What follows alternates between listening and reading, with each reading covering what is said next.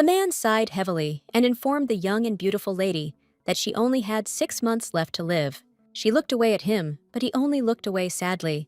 At that very moment, she sighed heavily, as she had already accepted her fate. She had already foreseen this from the moment she got married, for the young man who was known as a nightmare on the battlefield. But until now, she had never felt regret. However, even with that state of affairs, she just wanted to see Cardi. A vivid memory of her childhood was the piercing, contemptuous eyes of her father, Duke Littenheim. He despised her because she had the blood of a servant in her veins, and she was still no good. He regretted that she had not died with her mother. At the same time, she heard the mocking voices of the maids because they said that they were in the same position and had to work hard for a piece of bread. As an illegitimate child abandoned and alone in the Duke's residence, she had to adapt to survive.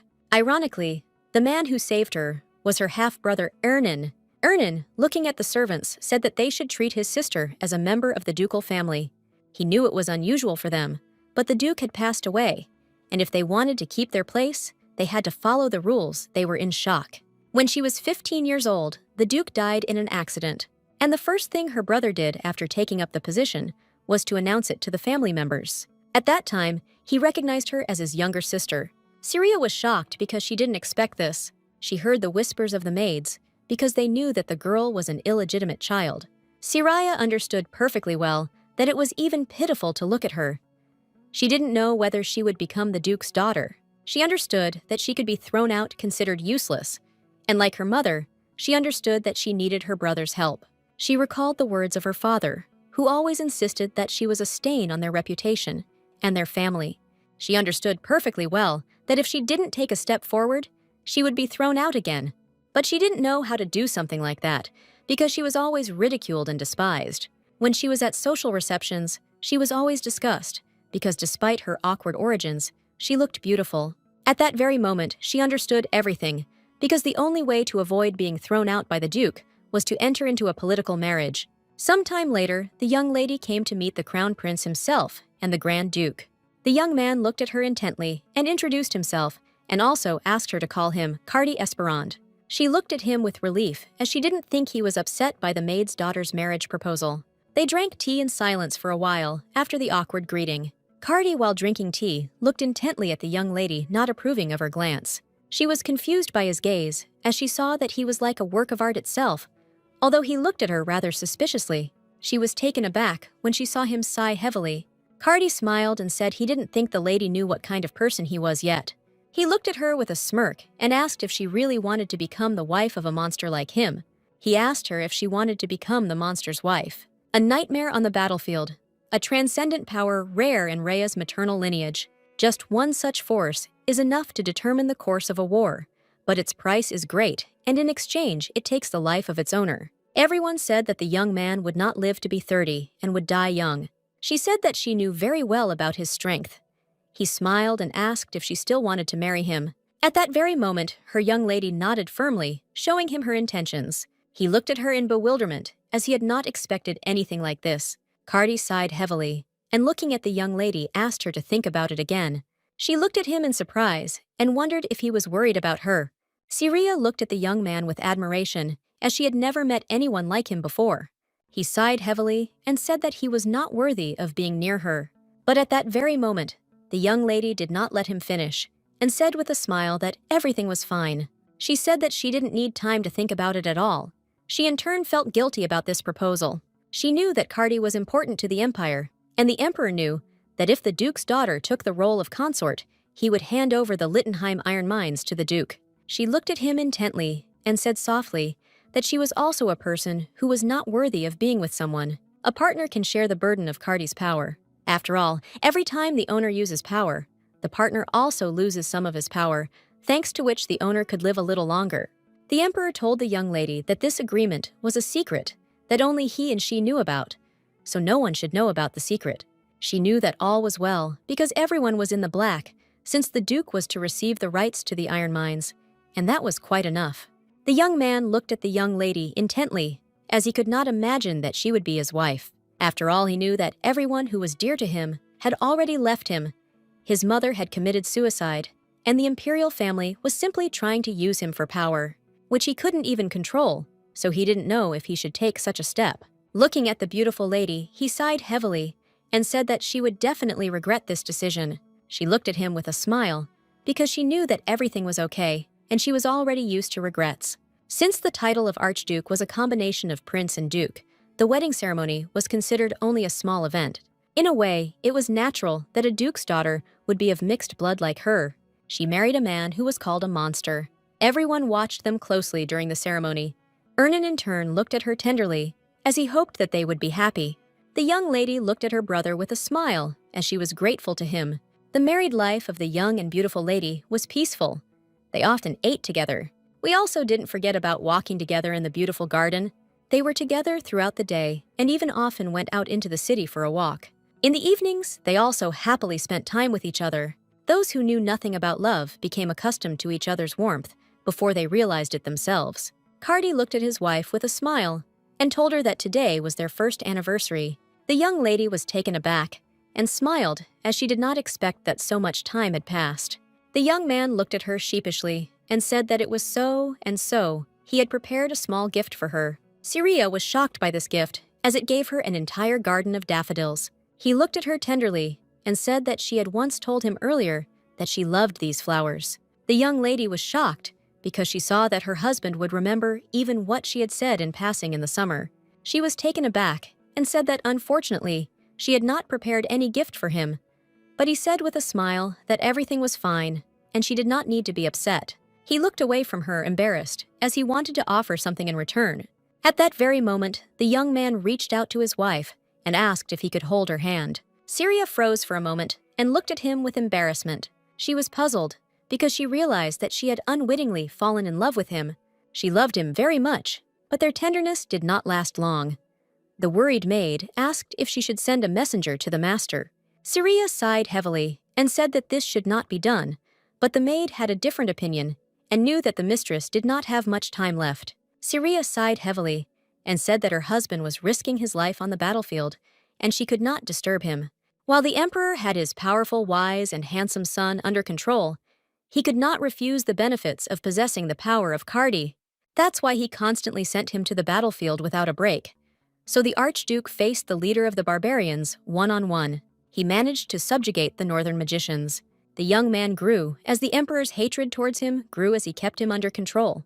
The reason he continued to follow the emperor's orders despite the hatred and close supervision was because he had a weakness. The emperor looked at the young man with a satisfied grin and congratulated him for his hard work, and also said that he should convey his warmest greetings to his wife. Seer understood perfectly well that her husband should not know about her condition for her sake, for the good of their marriage, since he was always on the front lines. But she was very puzzled because she wanted to see him before she left the world.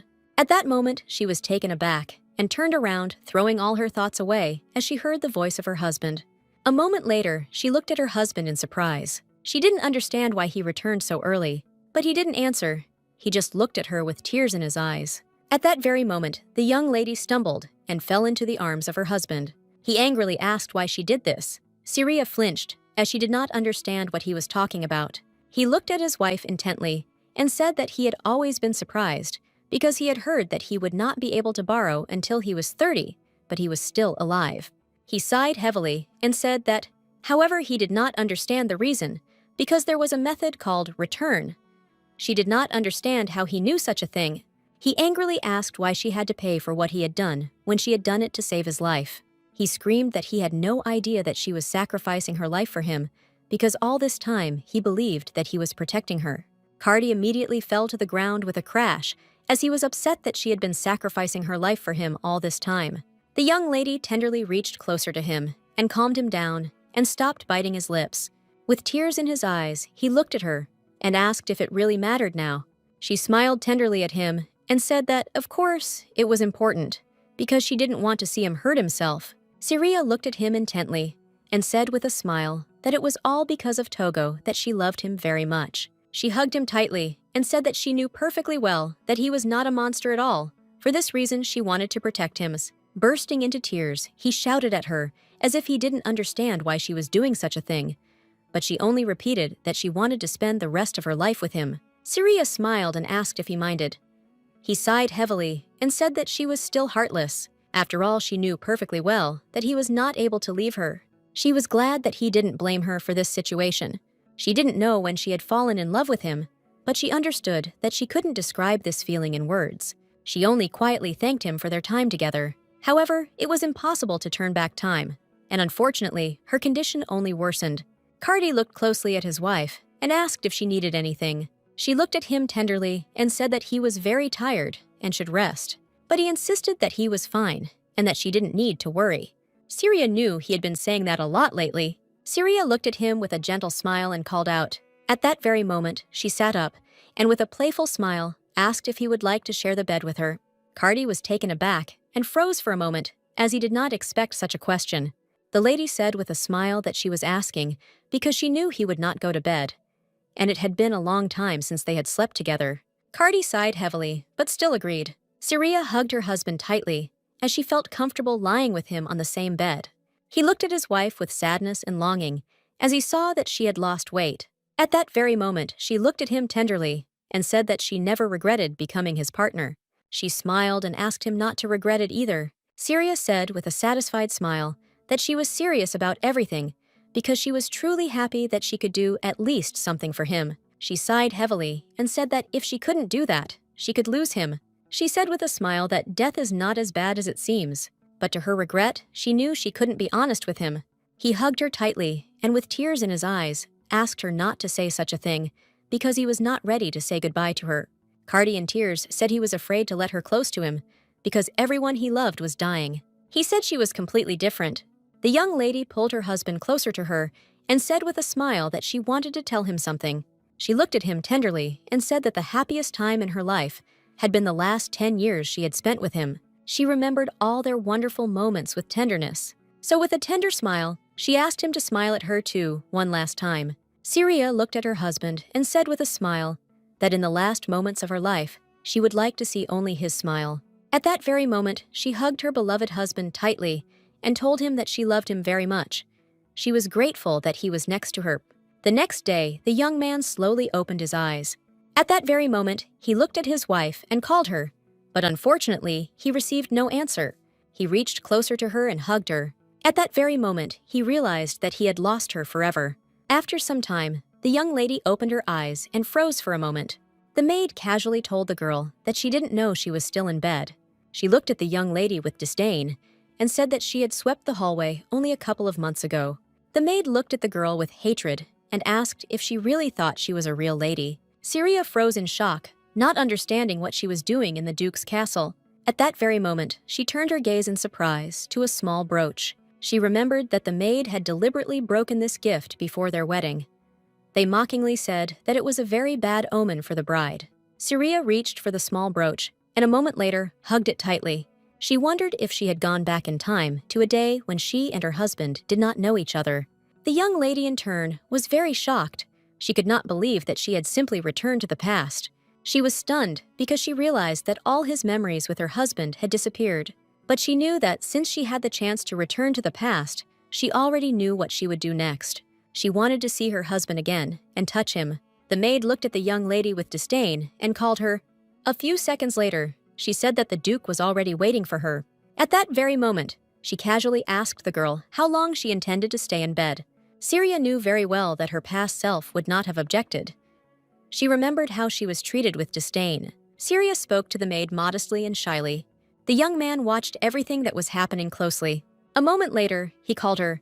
She was taken aback and froze for a moment. But even he asked why she didn't think of herself as someone special. She was taken aback and started to apologize, but he said that she shouldn't apologize for something like that. He sighed heavily and said that he didn't want such a beautiful girl to be treated like that because she was important to him.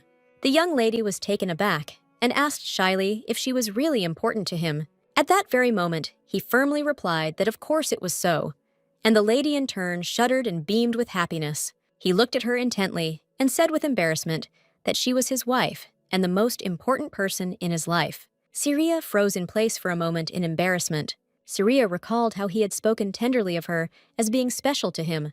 Therefore, she had no intention of allowing the servants to treat her disdainfully. At that very moment, the maid looked at her with contempt and told her to hurry as the Duke wanted to see her right away. The young lady knew that she would no longer humiliate herself. She asked the maid angrily how she dared to speak to her like that. Looking at the maid, she asked her name. The maid was taken aback as she saw that something had changed in the young lady. Trembling with fear, she called the young lady by name. Seer looked at the maid with a satisfied smile and said that everything was correct because she was the Duke's only daughter. Seer asked the maid with a smirk if she didn't think she was treating her inappropriately. At that very moment, she smiled tenderly and asked if she had ever allowed anyone to speak to her in a condescending manner. She looked at the maid with a snowy smile and announced that she was fired. The maid was taken aback and frightened. She looked at her mistress and screamed and asked for forgiveness, but it was all in vain. Seer sighed heavily, knowing she didn't have time to deal with the maids. At that very moment, she looked in the mirror at her beautiful reflection and froze. She saw beautiful blonde hair, pink cheeks. She understood that she was still full of strength and energy. Then the young lady clearly realized that she had indeed returned to the past, but she did not know why she had returned to this particular time. But she knew one thing for sure: she had a chance to change the future. She didn't think that her health problems would start right away, and weddings would start. Seer assumed it all happened towards the end of the first year, when her health began to deteriorate.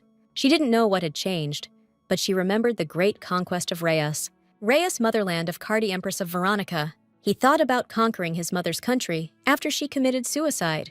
Reyes was well aware of the fact that she still had 10 years left, and she wanted to find a way to be with the Duke. She knew perfectly well what she had to do to achieve this. But when the young lady opened her closet, she froze in place as she had no memory of what she was wearing.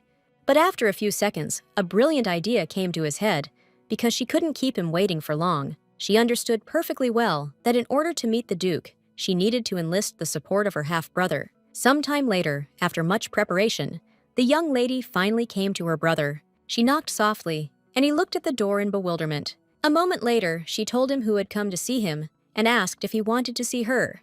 He sighed heavily and said that she could come in to him. A moment later, the young lady also leisurely entered her brother's office. At that very moment, he sighed heavily and looked at her in bewilderment as he did not understand what she was wearing. The young lady stood still for a moment, not knowing what to answer. She knew it was all because he had given her a name. And besides, this is the first and last time he wanted to see her now and in the future. Ernan looked at her intently and called her name again because he wanted to get an answer to the question. She really wanted to tell him these words, but she knew that it was impossible. Instead of pointing them out, it would be better to gain his sympathy. At the same moment, she said that it was all because her mother was a maid. Ernan asked with bewilderment what this had to do with her outfit. She said that it was all because it was the only way to win the favor of the maids, since everyone thought that he had accepted her into the family, only to save face. She also reported that he didn't even want to see her anymore. Seer looked at her brother, smiled tenderly, and said that she understood everything, and that these were just stories. Seer said she knew he wanted her to become independent, not because he had simply forgotten about her. The young man sighed heavily, because he knew that she was absolutely right. It had been 5 years since their father had passed away, and he hadn't even thought about his sister. Seer sighed heavily, and said that she couldn't help the fact that her mother was a maid. He said she shouldn't be treated like that. The young lady froze for a moment, as he surprisingly responded positively. At that very moment, she thanked him, but he said that he would like to talk to her about something. Ernan asked his sister if she would go to the debutant ball. He wanted to know if she had a partner. She smiled and said she would attend it this spring, but she was surprised that he remembered. At that moment, the young lady hesitated, not knowing what to answer about her partner. Ernan looked at her intently, waiting for an answer. She in turn wanted to ask Cardi to become her partner, but unfortunately, she has not met him yet. She couldn't just show up at him and yell that he should be her partner, because she knew he wasn't a monster. Seer knew perfectly well that he would think she was simply crazy. At that very moment, she sighed heavily and said that she didn't have a partner. The Duke looked at her in surprise and asked if she hadn't received any invitations at all. She sighed heavily as she knew there were several invitations. But in reality, there were a ton of them. Since the Duke was the most powerful man, she was just a servant and could have become an attractive trophy. In the past, she chose someone at random, and to her regret, she deeply regretted it. Seer sighed heavily and decided to throw all her thoughts away. At that very moment, she looked at her brother and asked if he could become her partner. She knew that if he came with her as her partner, she would no longer be looked upon as a servant. She knew that he would refuse her, but she understood that she had nothing to lose. At that very moment, the Duke agreed. She understood that he would refuse, and said with a smile that she knew how busy he was. But he also said that he would go with her. Ernan sighed heavily, and said that it was not unusual for a father or brother to be partners at a ball. He asked her to find a suitable outfit, and also informed her that she didn't need to worry about the price. She froze in shock on the spot. Ernan looked closely at his sister, and asked if she really wanted to say something. She was taken aback, as she was simply speechless. But as she was leaving, she still stopped and told her brother that she had fired the maid that morning. Without looking up at his sister, he agreed with her. Seer froze at the door, shocked by everything that was happening. At this time, the young Duke was distracted from his work, and thought for a moment about his sister. She had seemed more depressed to him before, but now he felt some changes in her. Ernan in turn did not know what changes she was hiding within herself, but he understood that it was even for the better. After some time, she met with the maids and said that she would like to attend the debutant ball, so she needed an outfit. She knew she needed to be perfectly prepared for everything, because she wanted to meet his husband, but unfortunately, she knew nothing about tailors. And looking at the maids, she asked them to recommend her a good tailor, since they knew a lot about this. They looked at her in surprise, but at that very moment, she smiled radiantly at them and said that she would be grateful for their help. Seer remembered her beloved with tenderness, because in this life, she wanted to help people. She wanted to be his support when he needed her. That's why she wanted to become independent in this life. At that very moment, she said with a smile that she needed an unusually special dress. A debutante ball is the first opportunity for young noble ladies and gentlemen to make their debut before they become adults, so it is considered an important event. And she also met her husband for the first time at the ball. Seer always wondered why such a wonderful man like him didn't have a partner. She could clearly see that he was very handsome, but she knew that the nightmare of the battlefield was his nickname.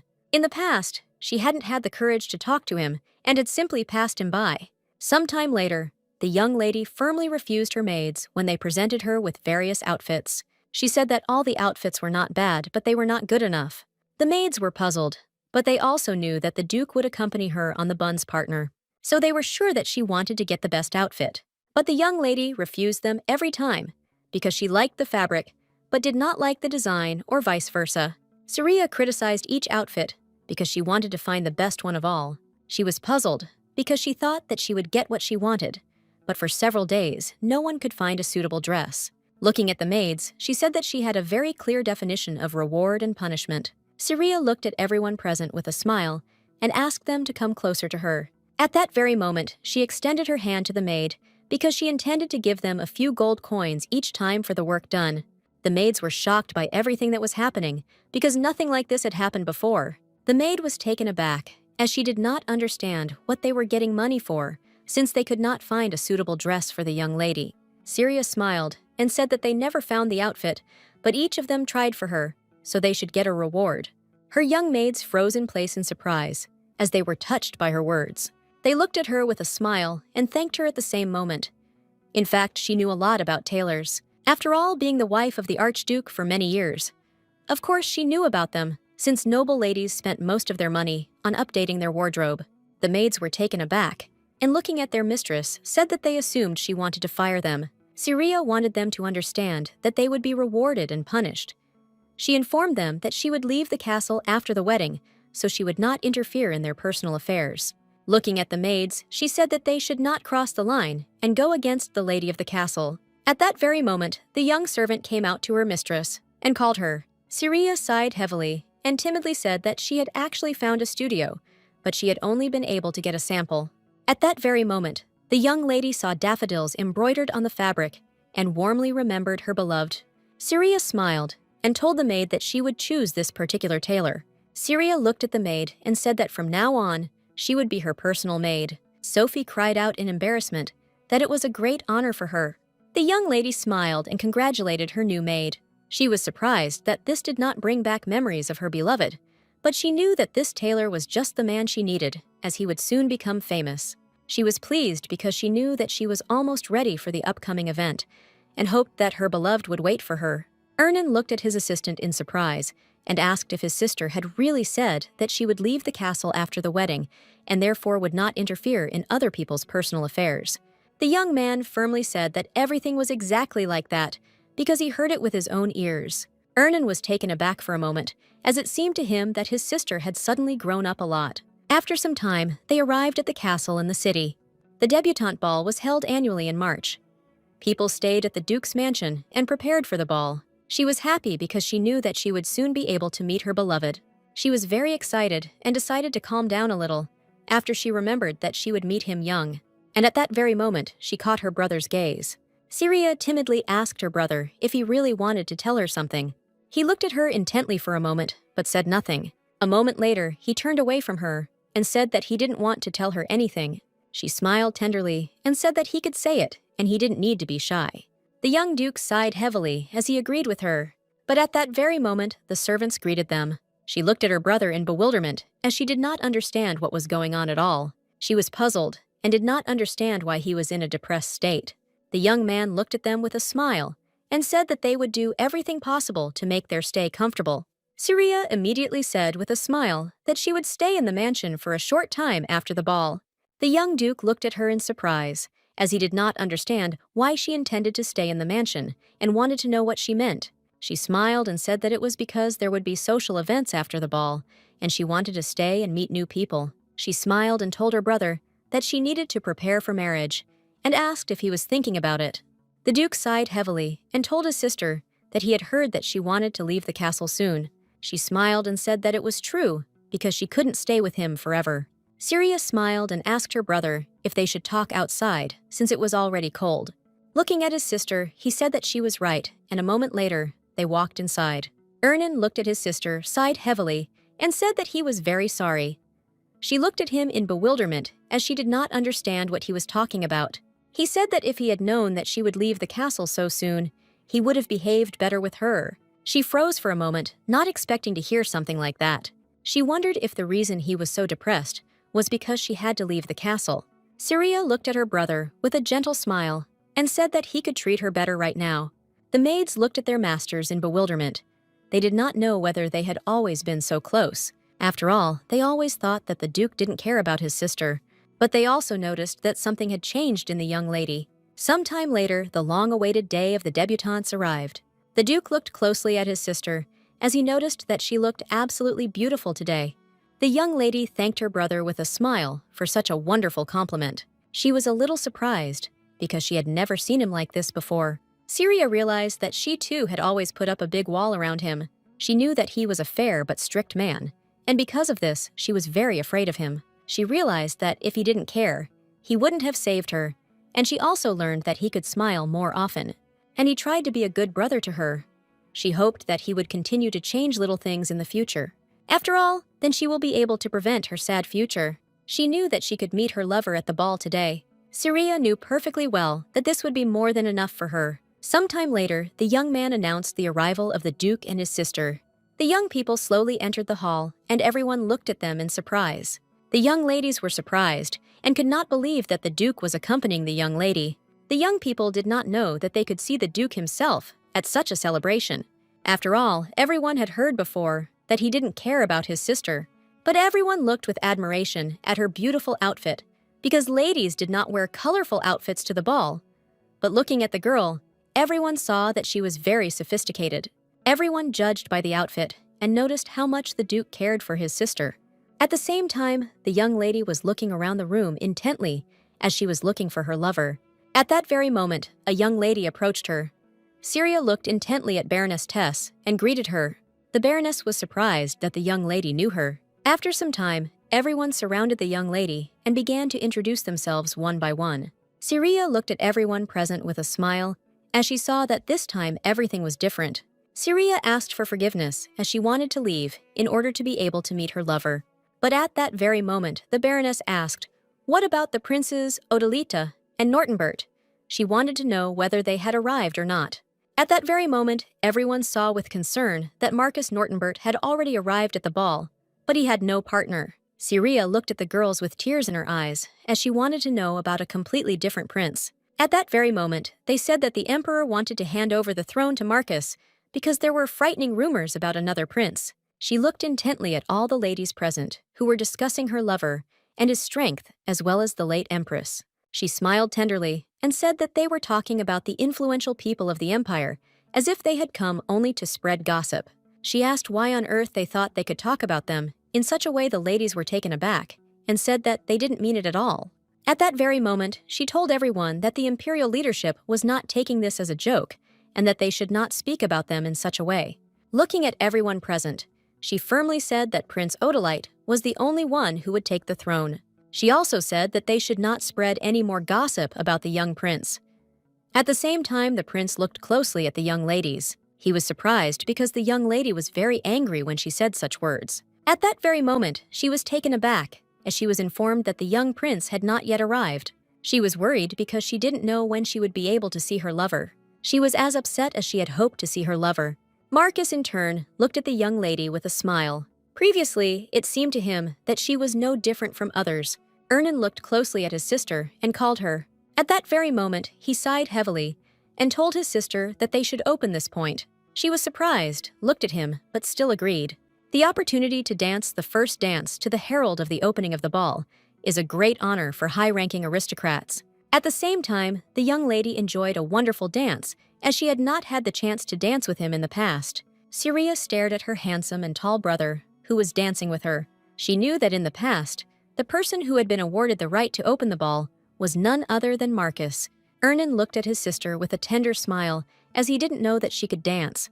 She was surprised that he didn't know anything like that, but he rushed off and said that he simply hadn't had the opportunity to dance with her. She smiled and said that it was because he was always busy. When she called him, Duke Ernan froze for a moment, and his smile faded. He was puzzled and did not understand why she continued to call him Duke. He sighed heavily, as he believed that he had no need to complain, since he had failed to be a good brother to her. At the same time, the young people were closely watched by the guests, as they looked very happy. Littenheim, the richest and oldest of all three lords. Everyone was wondering who she would marry if he really cared about his sister. They knew that such a person would receive strong support from the south. And besides, the young man noticed that the young lady was very beautiful. At that very moment, he looked at his companion with a smile, as he had become carried away.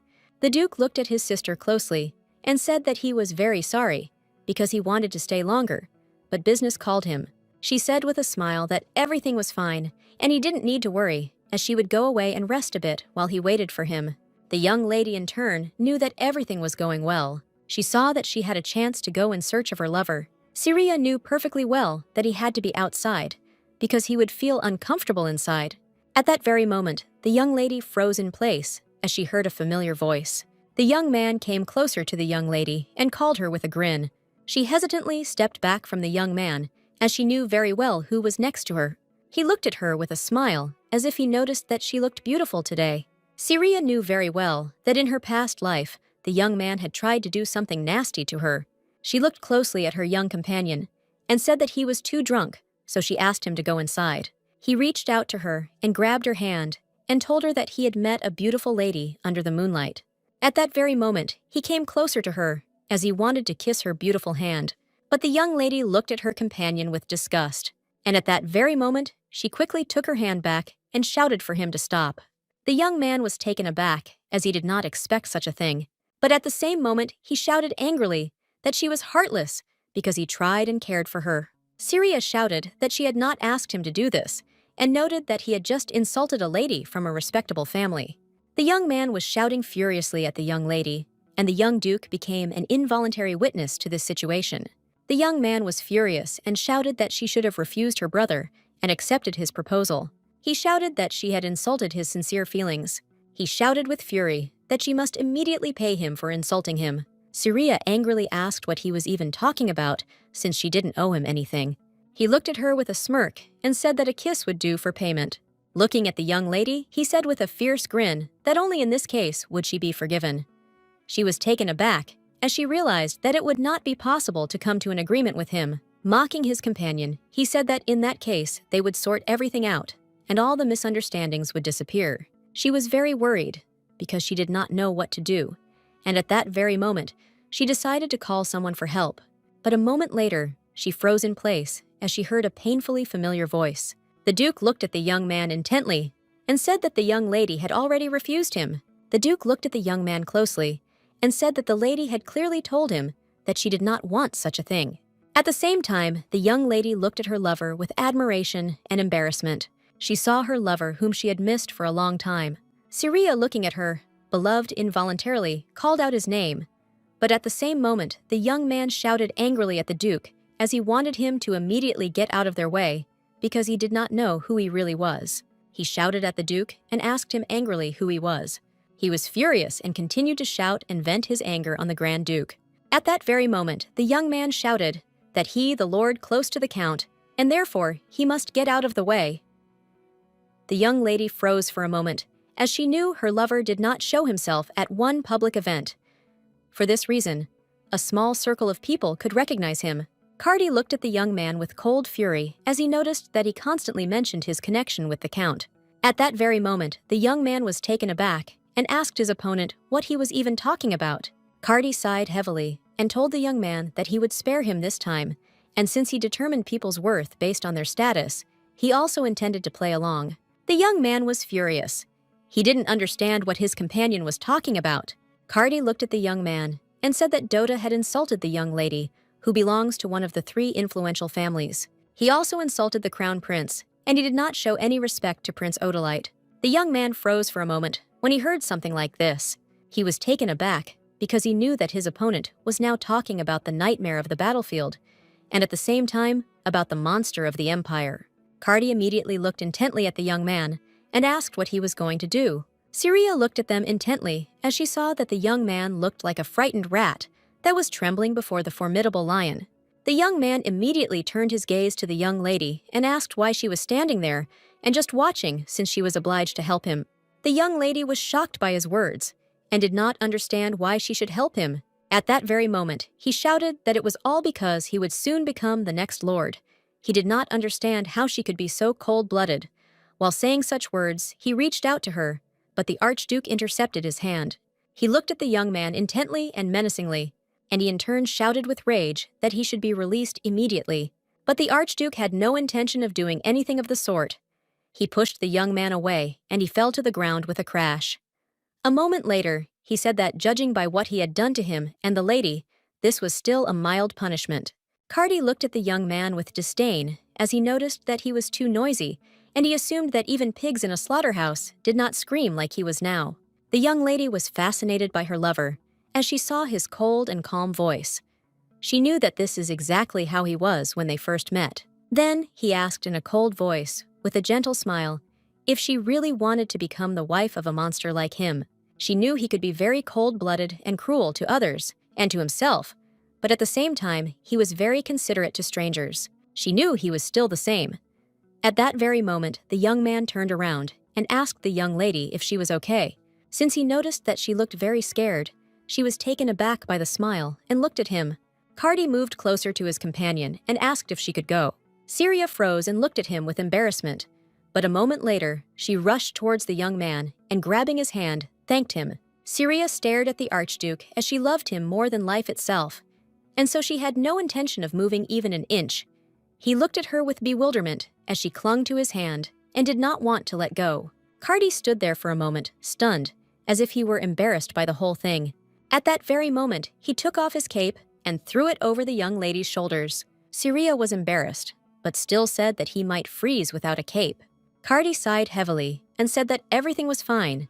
She didn't need to worry, and also added that she would return the cape when they went inside the castle. He sighed heavily and said that it was time for them to go back. Seer walked slowly to the castle with her lover. She didn't know what to do. Her heart was pounding wildly, and she was worried that he might hear.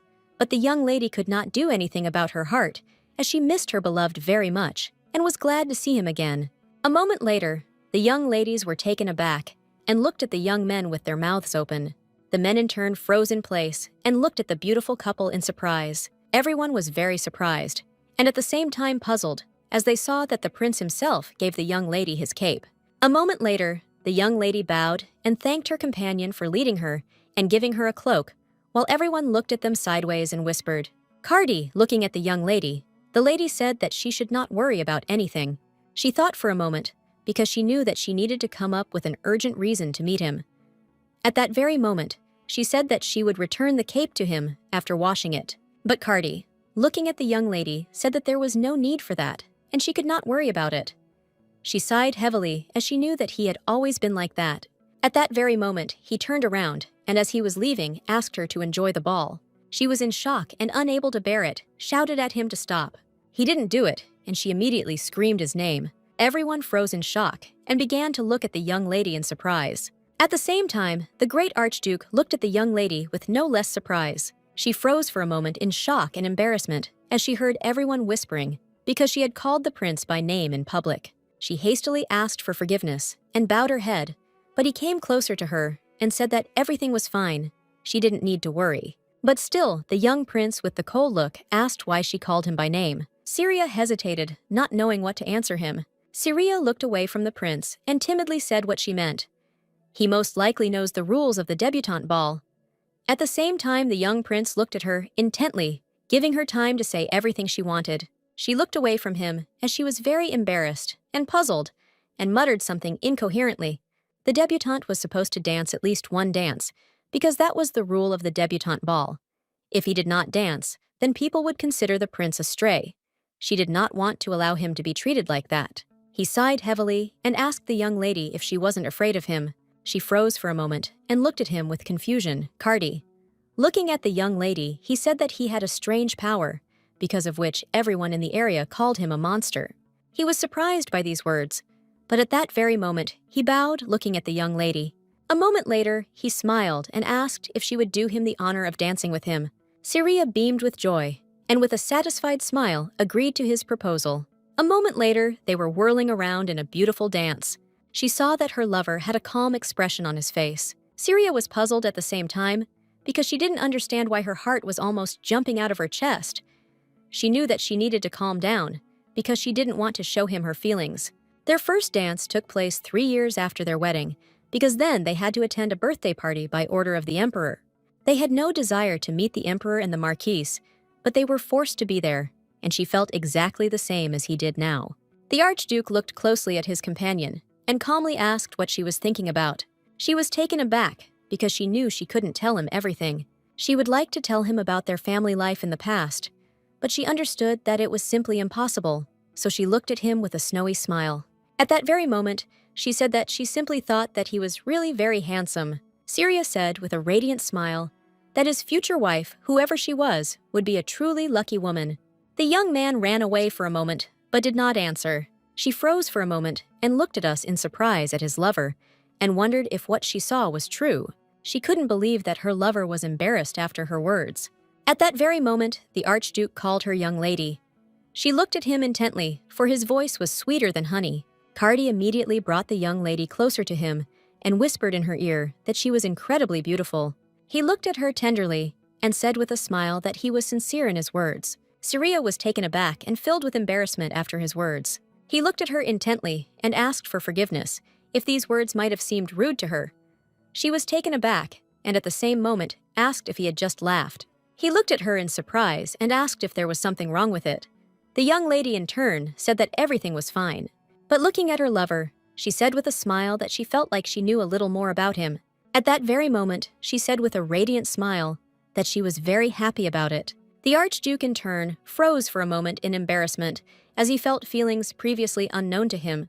He was a little nervous and anxious as he knew that he had met the young lady for the first time today, but he had a strange feeling as if he had missed her for a very long time. He sighed heavily as he realized that this was just nonsense. He knew that he shouldn't ruin his relationship with his stupid thoughts. Seer looked at her companion with a tender smile and said that she did not know the composition very well, but thanks to him, she was able to complete the dance successfully. A moment later, the young man timidly removed his hand. She smiled and said that he didn't need to worry, as she was very glad that she had the chance to dance with him. A moment later, she bowed and thanked him for what he had done for her today. At that very moment, he looked at her in surprise. Seer said with a smile that she would like to have a cup of tea with him sometime. The young man bought something he didn't expect.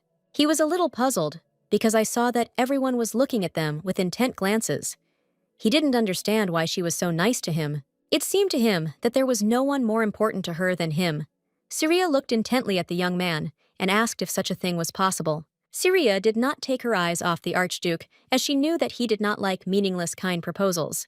But a moment later, he smiled and said that he would gladly accept her offer. He smiled broadly and said that he would be happy to have tea with her. He didn't know why, but he couldn't refuse this offer. The young lady in turn beamed with happiness, as she knew that it was very good. A moment later, the Duke approached his sister and called her. He looked sideways at the prince and asked if she had met the prince. She smiled and said that when she was on the street, she had met him by chance. At that very moment, the Duke looked at his sister and asked about Shumak. She became angry as she was very angry with the young man, who was drunk, and behaved very ugly with her. The Duke looked closely at the prince, for he knew that his reputation was not up to par. He hoped that the prince had not been aggressive with his sister. Seer looked at her brother with a smile as she wanted to tell him everything. But at that very moment, the young man flew into the hall and called the Duke. He fell on his knees and began to beg the Duke to listen to him, because of the young lady, he had been seriously injured. The young man with tears in his eyes shouted that he had met a young lady and just wanted to say hello. The Duke looked at the young man in bewilderment and asked what he was even talking about, because if he only wanted to greet his sister, then there was no need for such a fuss. He did not understand what had happened to the young man's wrist. He looked closely at his sister and said that given her build, he didn't think she was capable of injuring anyone, much less a mature man. The young man bowed and shouted that he simply wanted to talk to the lady, and she responded by humiliating him. He shouted that the Archduke had intervened in their conversation and injured his hand. The Duke looked sideways at his sister and asked if his sister really treated him with contempt. He sighed heavily and said that if his sister had acted in such a way, then she really had a good reason for it. He looked at the young man with fury as he noticed that he reeked of alcohol. The young man was taken aback as he had no answer to these words. The Duke looked at the young man with fury and asked if he had really approached his sister in such a state.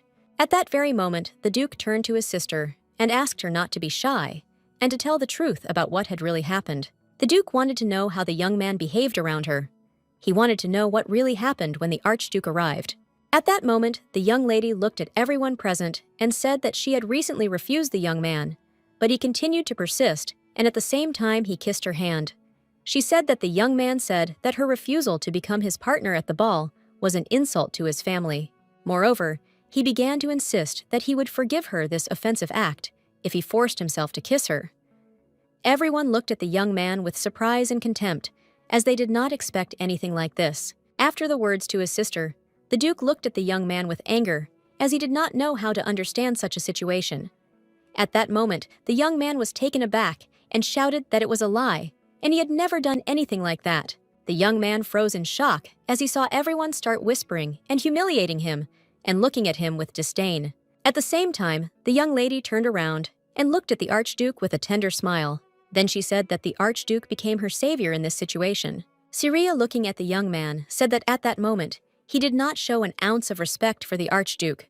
When he was one of the great men of the empire, she looked at the young man with fury and anger and asked what he had said earlier. At that very moment, the Archduke repeated the young man's words, as he had earlier angrily asked him who he thought he was, and then he had shouted that it was none of his business and that he must leave immediately.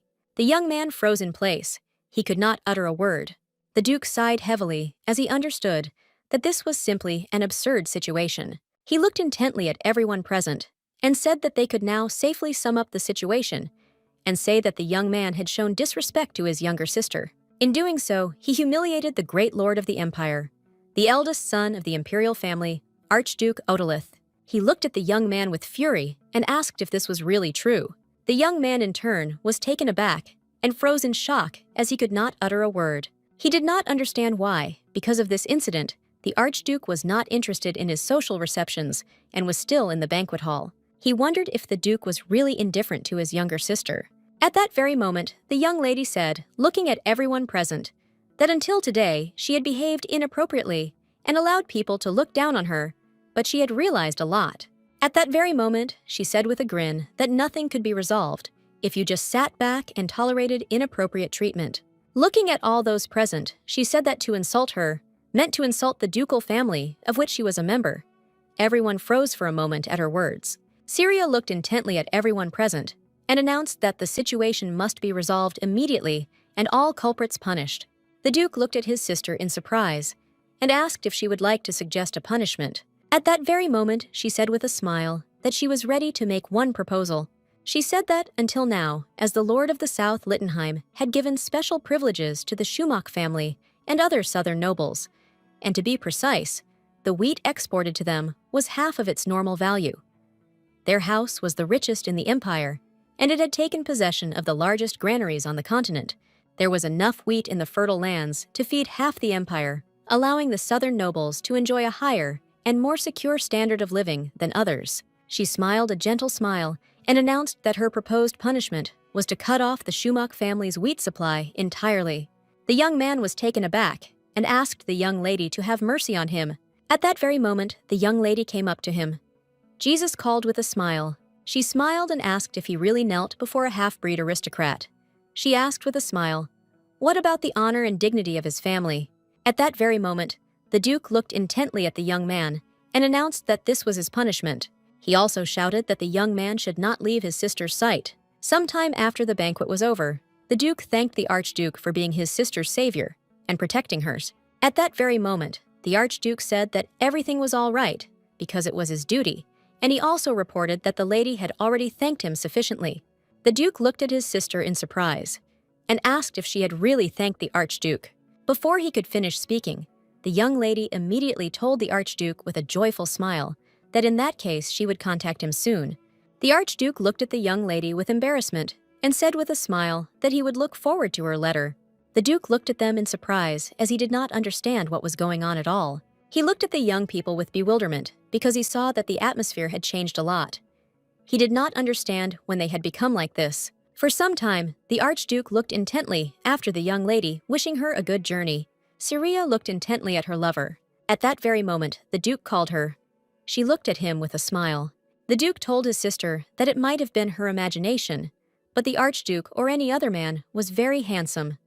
Before he could finish speaking, she asked with a joyful smile if it wasn't obvious. She said with shining eyes that the Archduke really reminded her of the graceful lion in some way, and she also said that she had heard before that he had practiced various types of martial arts and had ascended to the rank of Archduke with his own efforts. She spoke with admiration that he was incredibly handsome, and the Duke in turn realized that he was powerless against her words. Seer said with embarrassment that when she sees the Archduke butterflies swarm in her stomach and her heart jumps out of her chest, the Duke sighed heavily and asked for forgiveness, saying that he was a little tired. She smiled and said that while they were on their way back, he could rest a little. Seer looked out the window with a smile as she assumed that the Archduke was also very tired. She was a little puzzled as she would have liked to be alone with her lover a little longer, but she knew that he was in order because they would see each other again soon. A moment later, the Archduke heard a voice that was familiar to Pain. The young man looked at the Duke intently, and with a grin said that it seemed to everyone that the Duke treated his sister with contempt, but in fact this was not so. He was astonished that the Duke had stopped the export of wheat to the Schumacher family, and in doing so, he sent a message to the nobles of the South that their ignorance would never be forgotten. He looked at the Archduke with a grin and said that this situation was very interesting because the lady's real personality was the complete opposite of the rumors about her. Marcus was amazed that even the Grand Duke had been drawn into a social fight, but at the same time, he was tormented by doubts that a man like the Grand Duke would try in such a way to leave a good impression on the nobility. He looked at the young man intently and asked if this was all because of the young lady. The Archduke in turn sighed heavily and called the Marquise, but at the same time he removed his hand from his shoulder. He looked at him sharply and said coldly that he should not mention the lady so carelessly while squeezing his shoulder. The Archduke looked menacingly at the young man and asked if he understood him. The Marquis stepped back and said with a smile that he understood. The Marquis looked intently at the radiologist and, gritting his teeth, said that his mother was born in a vassal state. He thought for a moment about the young lady, for it seemed to him that the Duke doted on him. It seemed to him that she even melted the Archduke's heart. He looked at the young man with a grin, because he knew that everything was very interesting. For this reason, he wanted to meet her in person. The Grand Duke was a little alarmed, as he had been walking around all day, and had not been himself, and he did not understand why there had been such a sudden change. He remembered the young man, as it was the first time he had behaved in such a way, and so he ended up accepting a lady's offer of tea, which was not at all his style. He knew perfectly well that he should have refused her, but he didn't have the courage to answer her in such a tone. The Duke looked closely at the young lady and asked if she was sure he did not want to get back together. Seer refused him with a gentle smile and said that since she had already debuted, she thought it would be better to live in the capital for a while before the social season ended. He sighed heavily and said that he would like them to return together. The Duke looked closely at his sister, for he had agreed to leave her and asked her to write to him more often. She smiled and agreed with him, and also wished him a good journey and asked him to be careful. For a while she stared at her brother, but in her heart she was glad that he had finally left. After all, she knew perfectly well that she could now concentrate on developing her relationship with the great Duke. At that very moment, she looked at her maid with a joyful smile, since she had arrived just in time since she had some errand for the maid. Seer looked at her faithful servant with joy and showed her the invitation to tea, and at the same time, she asked that the invitation be sent to the great Archduke. The maid hesitated for a moment. She was worried if everything would really be all right. The young lady asked in confusion what she meant. Sophie apologized for her impudence, but she had heard that rumors had spread that the young lady had a romantic affair with the Grand Archduke. Seer looked at her maid and asked her not to worry, as she knew that everything was fine. She said with a smile that a lady's honor would not be offended by such rumors, but she knew that these rumors were only to her advantage. At that moment, the maid told her mistress with a smile that she was right, because her thoughts were too superficial. Seer smiled and told her maid that everything was fine, and she understood that she would be worried about her. The lady also asked her maid to be sure to wait for an answer. Some time later, the butler informed the Grand Archduke that he had received an invitation from the young lady. Cardi looked closely at the small letter as he noticed that it smelled delicious, but at that very moment he froze, looking at the invitation. After some time, the maid informed the young lady that she had received a reply from Cardi. The young lady looked at the reply with a joyful smile, as she was a little surprised, because only a day had passed, and he had already given his reply. She knew that a lot of time had passed, but she saw the very familiar handwriting of her lover. But a moment later, she froze in place in surprise. Seer was shocked because she was rejected by her lover. The Grand Archduke declined her invitation, but this did not come as a great surprise to her, for the reason for his refusal was anxiety. And even her maid had mentioned this earlier. The great Archduke was worried that people would start gossiping about her because of him. She sighed heavily and called her maid. Seer knew perfectly well that she would not leave it like that. Some time later, the Grand Archduke received a whole mountain of letters from the young lady. So after several days of struggling with the young man, she received a joyful answer, because he thanked her for the invitation and also said that time does not matter, so she should write herself when it would be convenient for her to meet him. She was happy because she was able to achieve his consent. Cardi made his way to the meeting place with the young lady. He was a little nervous because he knew that today was a very important day, and yet he had not closed his eyes all night. Insomnia became chronic due to the heavy strain on the battlefield, but he was much more worried about today's meeting with the young lady. The butler looked intently at his master and called him. A moment later, he told the gentleman that he would choose a suitable gift for the meeting, but the young man firmly refused him. He said with a gentle smile that a bouquet of yellow daffodils would be ideal as a gift, but in turn, the young man was a little puzzled. He didn't understand why yellow daffodils popped into his mind. He didn't choose the gifts himself. His assistant always took care of everything.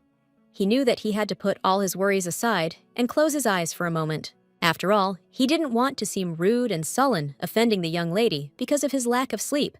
But to his surprise, a young lady with a joyful smile was waiting for him. Cardi greeted the young lady with a smile and thanked her for the invitation, and just a moment later, he presented her with a beautiful yet modest gift. She froze for a moment as she was surprised by his gift, but at the same moment, she was touched by such a beautiful and wonderful gift. Cardi looked at her in surprise and asked if she didn't like the gift.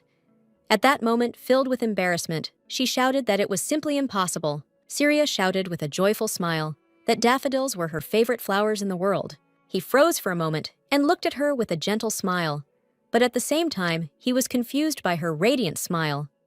He did not understand what was going on at all, since every emotion on her face made his heart flutter. A moment later, the young lady with a joyful smile asked her companion to go inside. Seer smiled and said that the weather had been pleasant lately, so she suggested that the best option would be to have tea on the terrace. Looking around, she smiled and happily said that this year she planned to grow tulips of different colors in the garden. He looked at her in surprise and said with a smile that it would be incredibly beautiful. She smiled and asked if he would like to visit her again when the tulips were in bloom.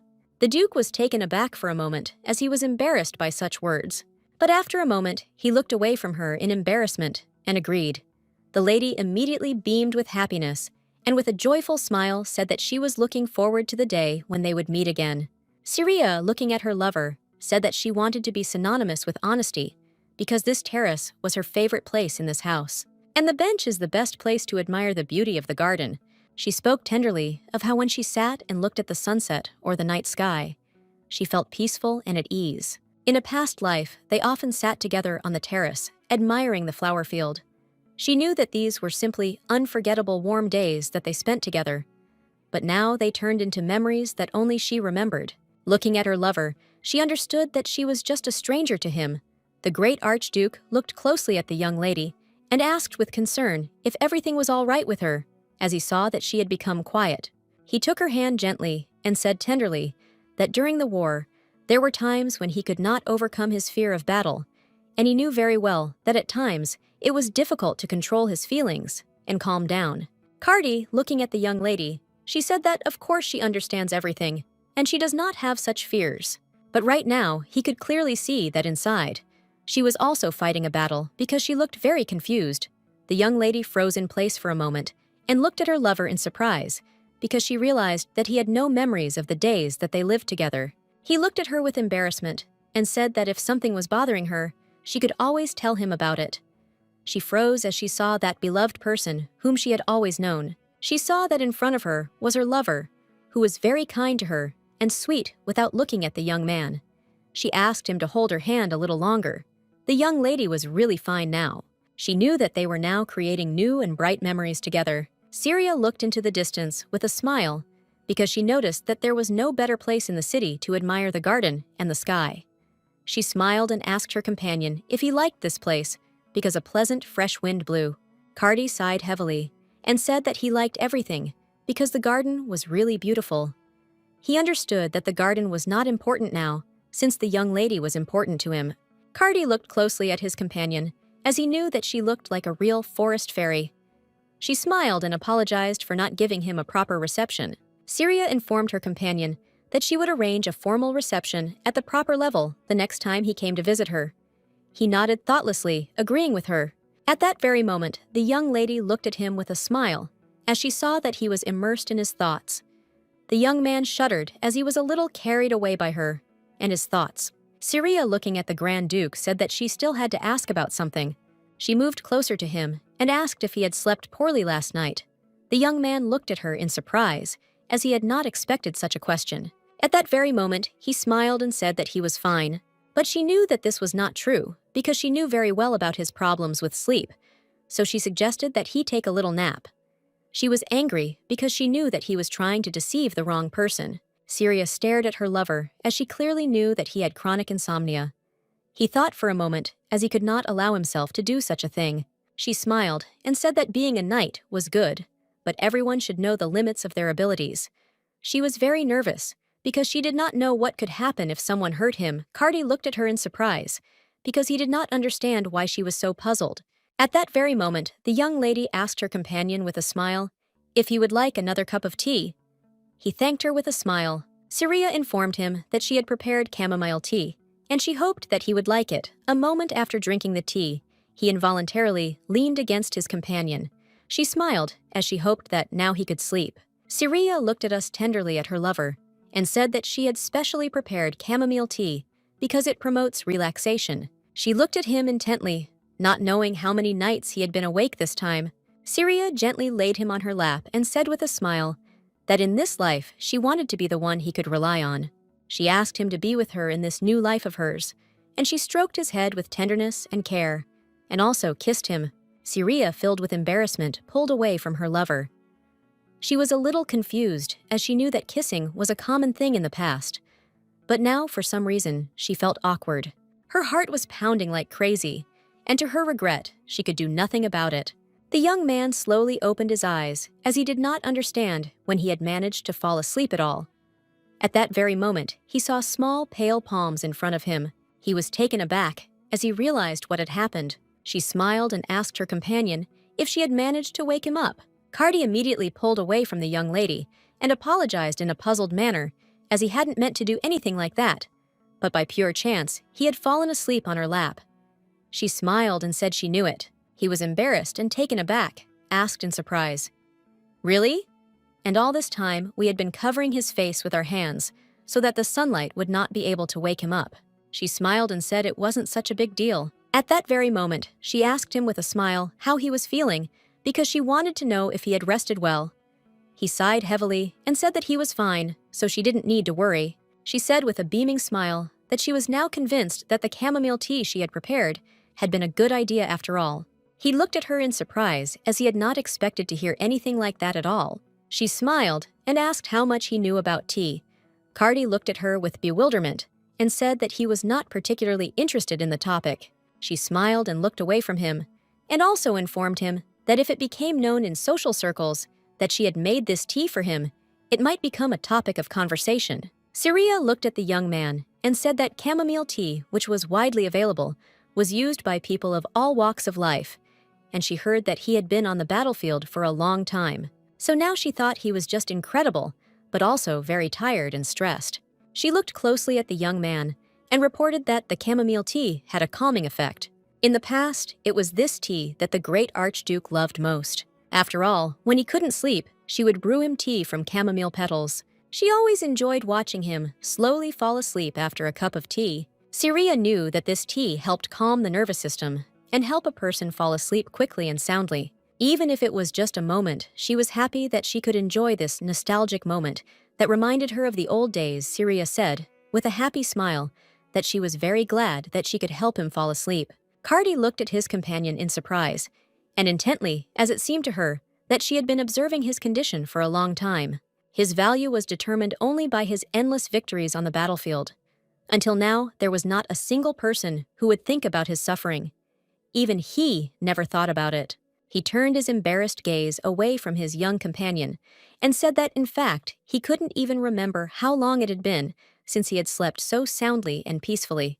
But at that very moment, he looked at his companion with an embarrassed gaze and thanked her for her attention and care. She was glad because she saw his refreshing shining eyes, and at the same moment, she thanked him with a radiant smile for telling her about it. Cardi froze for a moment as a strange feeling came over him. It seemed to him that she was someone he had loved for a long time. Some time later, he thanked her with a gentle smile for inviting him to her residence. The young lady looked at him tenderly and said that she had nothing to thank her for, as it was a great honor for her to receive such a guest. Their meeting ended on a good note, and she was glad that she could see his face, which was smiling with a gentle and fresh smile. And in her joy, she told the maid that they could now go inside. A moment later, Sophie said of her mistress that a letter had recently arrived from the Baroness. The young lady was a little surprised to receive a letter from the barony of Chaser for her. She knew that he, the current baron, served as an official of the imperial family. She understood that this was very strange, because she had never been connected with this family before. Seer paused for a moment, remembering that before her return, the humble defense minister had suddenly risen to the position of deputy minister for administrative affairs and had rapidly begun to gain power, though everyone remained silent about it. But rumors continued to spread. After all, it was said that the barony of Chaser received support from the Marquis of Northumberland, since the Baroness was close to the Marquise's mother. Seer asked her maid to give her the letter. Seer was a little surprised, as the Baroness wanted to invite her, the lady, to a tea party to introduce small talk, and she was also thinking of inviting other noble ladies of high standing. She noticed that the letter was written very well and politely. The Baroness also wrote that she would do everything possible to create an environment in which all ladies could communicate well, regardless of status. The young lady thought for a moment, as she knew that there was a completely different message behind these words. After all, usually such tea parties were organized by those who had a high status in society and invited noble ladies of low status to such events. She was puzzled and did not understand how some baroness could boldly invite a duchess. She realized that instead of treating her as a representative of the duchy, she was treating her as a newcomer who had just made her debut in high society. Seer said that the young lady had strong support since she was so brazenly disrespectful to the ducal family. She knew this wasn't something the Baroness could pull off alone. and she could only explain this by the fact that the barony operated under the patronage of the Marquis. The Marquis used the Baron to quietly expand his power in the imperial family. In the past, her lover had certainly not been on friendly terms with the Marquis.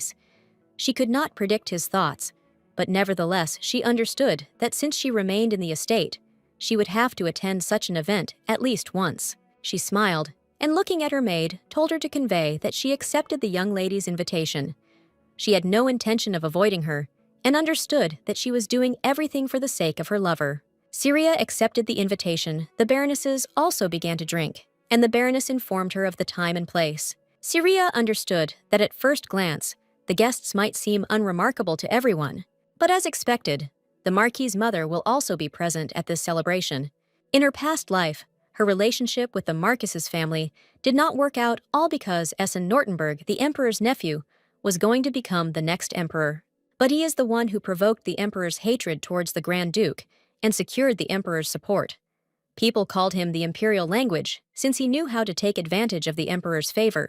Sometime later, the young lady threw all her thoughts away, as the maid informed her that the carriage had already been served. Seer, unfortunately, did not know the true intentions regarding this tea party, but she wanted to quickly return to her wonderful gift from her lover, and she also really wanted to meet her lover.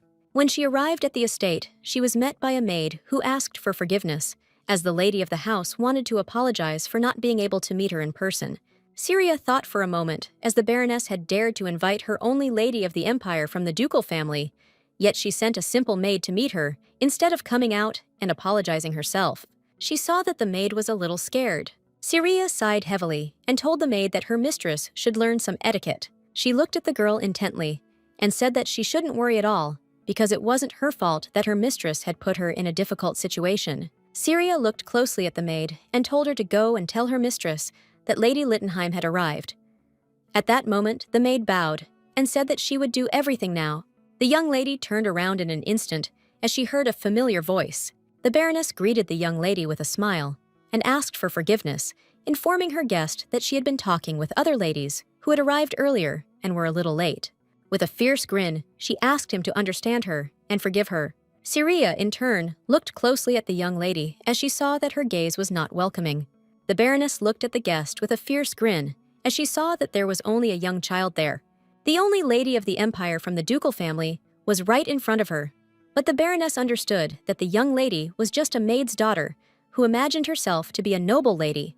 Although she had previously heard rumors that the duke adored his sister, but she assumed that these rumors were greatly exaggerated. She knew she had to give her guest a little solace before the Marquis's mother arrived.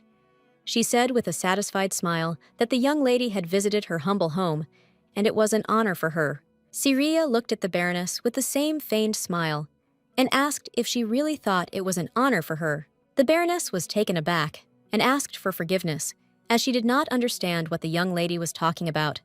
Seer sighed heavily and said that just a few moments ago, she was extremely surprised to see the maid also politely waiting for her. She smiled and said that it was only her thoughts, but she thought that the baroness should think about training her maids, as she felt that she had neglected the education of the servants. The baroness was surprised. She did not expect such a thing from the young lady. Seer looked at the young lady closely and asked if that wasn't the case. Then was it true that she ignored her to pay her respects to the other ladies? The young lady was taken aback and told her guest with a smile that she would never have ignored her, because as she had already said earlier, she was talking with the other ladies who had arrived. First, Seer asked if she really meant to say that the other ladies were preventing her from greeting the other guests. The baroness was taken aback and said that this was not so. She was angry with her guest, because even though her mother was a lowly maid, the genes of the ducal family made themselves known. The Marquis looked at everyone present with a smile and asked for forgiveness for being late. Seer looked at the madam with a smile and said that everything was fine. She didn't need to worry. She knew that usually the person with the highest status is the last to arrive at the meeting place. The situation was similar with the imperial family, who came out late into the banquet hall. She understood that the Marquis intended to arrive later than her, in order to declare that she was in a higher position than her. The Marquis smiled and thanked the young lady for this. She looked at the lady with a smile and said that she was seeing her for the first time. Seer smiled and said that it was true, because it was her first time in the capital. The Marquise said with a smile that she was pleased to meet her young lady like this face to face. Seer sighed heavily and looked closely at the stamps because she knew it was true that the Marquise's social status was very complicated. She also said with a smile that she was glad to meet them, but she knew that her status as the Duke's daughter was generally considered higher. The Marquise smiled and said that they could continue their conversation inside Syria. Knew that the Marquise was also an imperial princess, being the emperor's younger sister. She looked closely at the young ladies and said that the other ladies were already waiting for them. Syria looked closely at the Marquise as she acted very self-confidently, as if she was the mistress of the barony. Syria turned around and, looking at the Baroness, said that the Marquise's joyful greeting was still different from the rudeness that the Baroness had shown her. The Marchioness began to speak, but the young lady immediately interrupted her and said that being part of the ducal family, accepting the Baroness's invitation, was a gesture of the greatest mercy. She looked closely at the young lady and said that in return, she had sent a maid to accompany her. Syria glared at everyone present and said that she didn't think it was a bad idea to apologize after being greeted like that. The Marquise looked at the young lady with a grin and said that she was absolutely correct in her intentions. At that very moment, she looked at the Baroness and asked her to apologize for what she did to the young lady. The Baroness was shocked. She didn't want to do anything like that and insisted on it. At that very moment, the Marquise looked intently at the young lady and sternly told her to quickly apologize. She saw that the Baroness was simply an insignificant person. The young lady was taken aback for a moment, as she did not expect such humiliation. But gritting her teeth, she bowed and asked the young lady's forgiveness for having been rude to her. Syria looked at the young lady with a satisfied smile and said that she accepted her apology. The Baroness was burning with rage and malice, as she did not understand why she had to ask the bastard for forgiveness. At the same time, the Marquise was looking intently at the young Syria. The Marquise noticed that the young lady was surprisingly not so simple. At the same time, the Archduke suddenly arrived at the Duke's mansion without any warning. Sophie was agitated and did not know what to do as her mistress was absent, as she was at the Baroness's tea party. The great Archduke thought for a moment after hearing these words. Some time later, 7 lovely ladies, including Syria, attended the tea party, and surprisingly, the atmosphere was very friendly. The lovely ladies had a good time and discussed who was getting married this season. Syria saw that most of the unmarried ladies talked a lot about marriage. At that moment, the young lady looked at Syria, as everyone knew that the young lady's partner at the debut ball was the Duke. The young ladies were surprised, as they knew that the young man was accompanying someone for the first time. She smiled and said that this was true because he was a very busy man. Syria said with a smile that she was also surprised when he decided to become her partner. At that very moment, the lovely ladies pounced on the lady because they wanted to know whether he had found a partner for his future life or whether he was single. She smiled and said that she definitely did not know this information. Syria looked closely at the young ladies, as she knew that her brother had been popular in her past life as well. She knew that her brother was an incredibly good candidate for the role of groom. The young lady looked at Syria intently and said with a smile that she probably didn't remember, but she was also present at the ball. She smiled and said that the video card Duke was treating her tenderly. She was a little envious, Syria thought for a moment. I don't know what to answer. Compared to her past life, she realized that her brother treated her much more gently. However, she didn't really know what he was thinking about right now.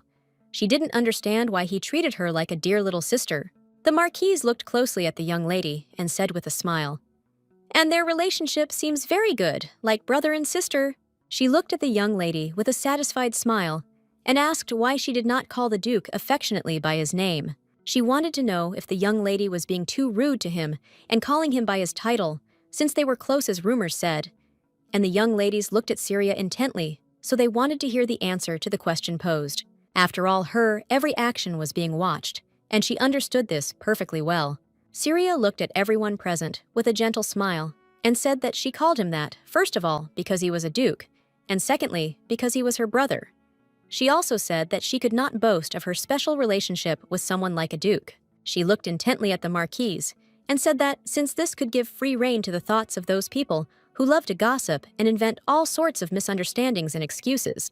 The Marquise looked at the young lady with a grin, as this was a very interesting answer to the question posed.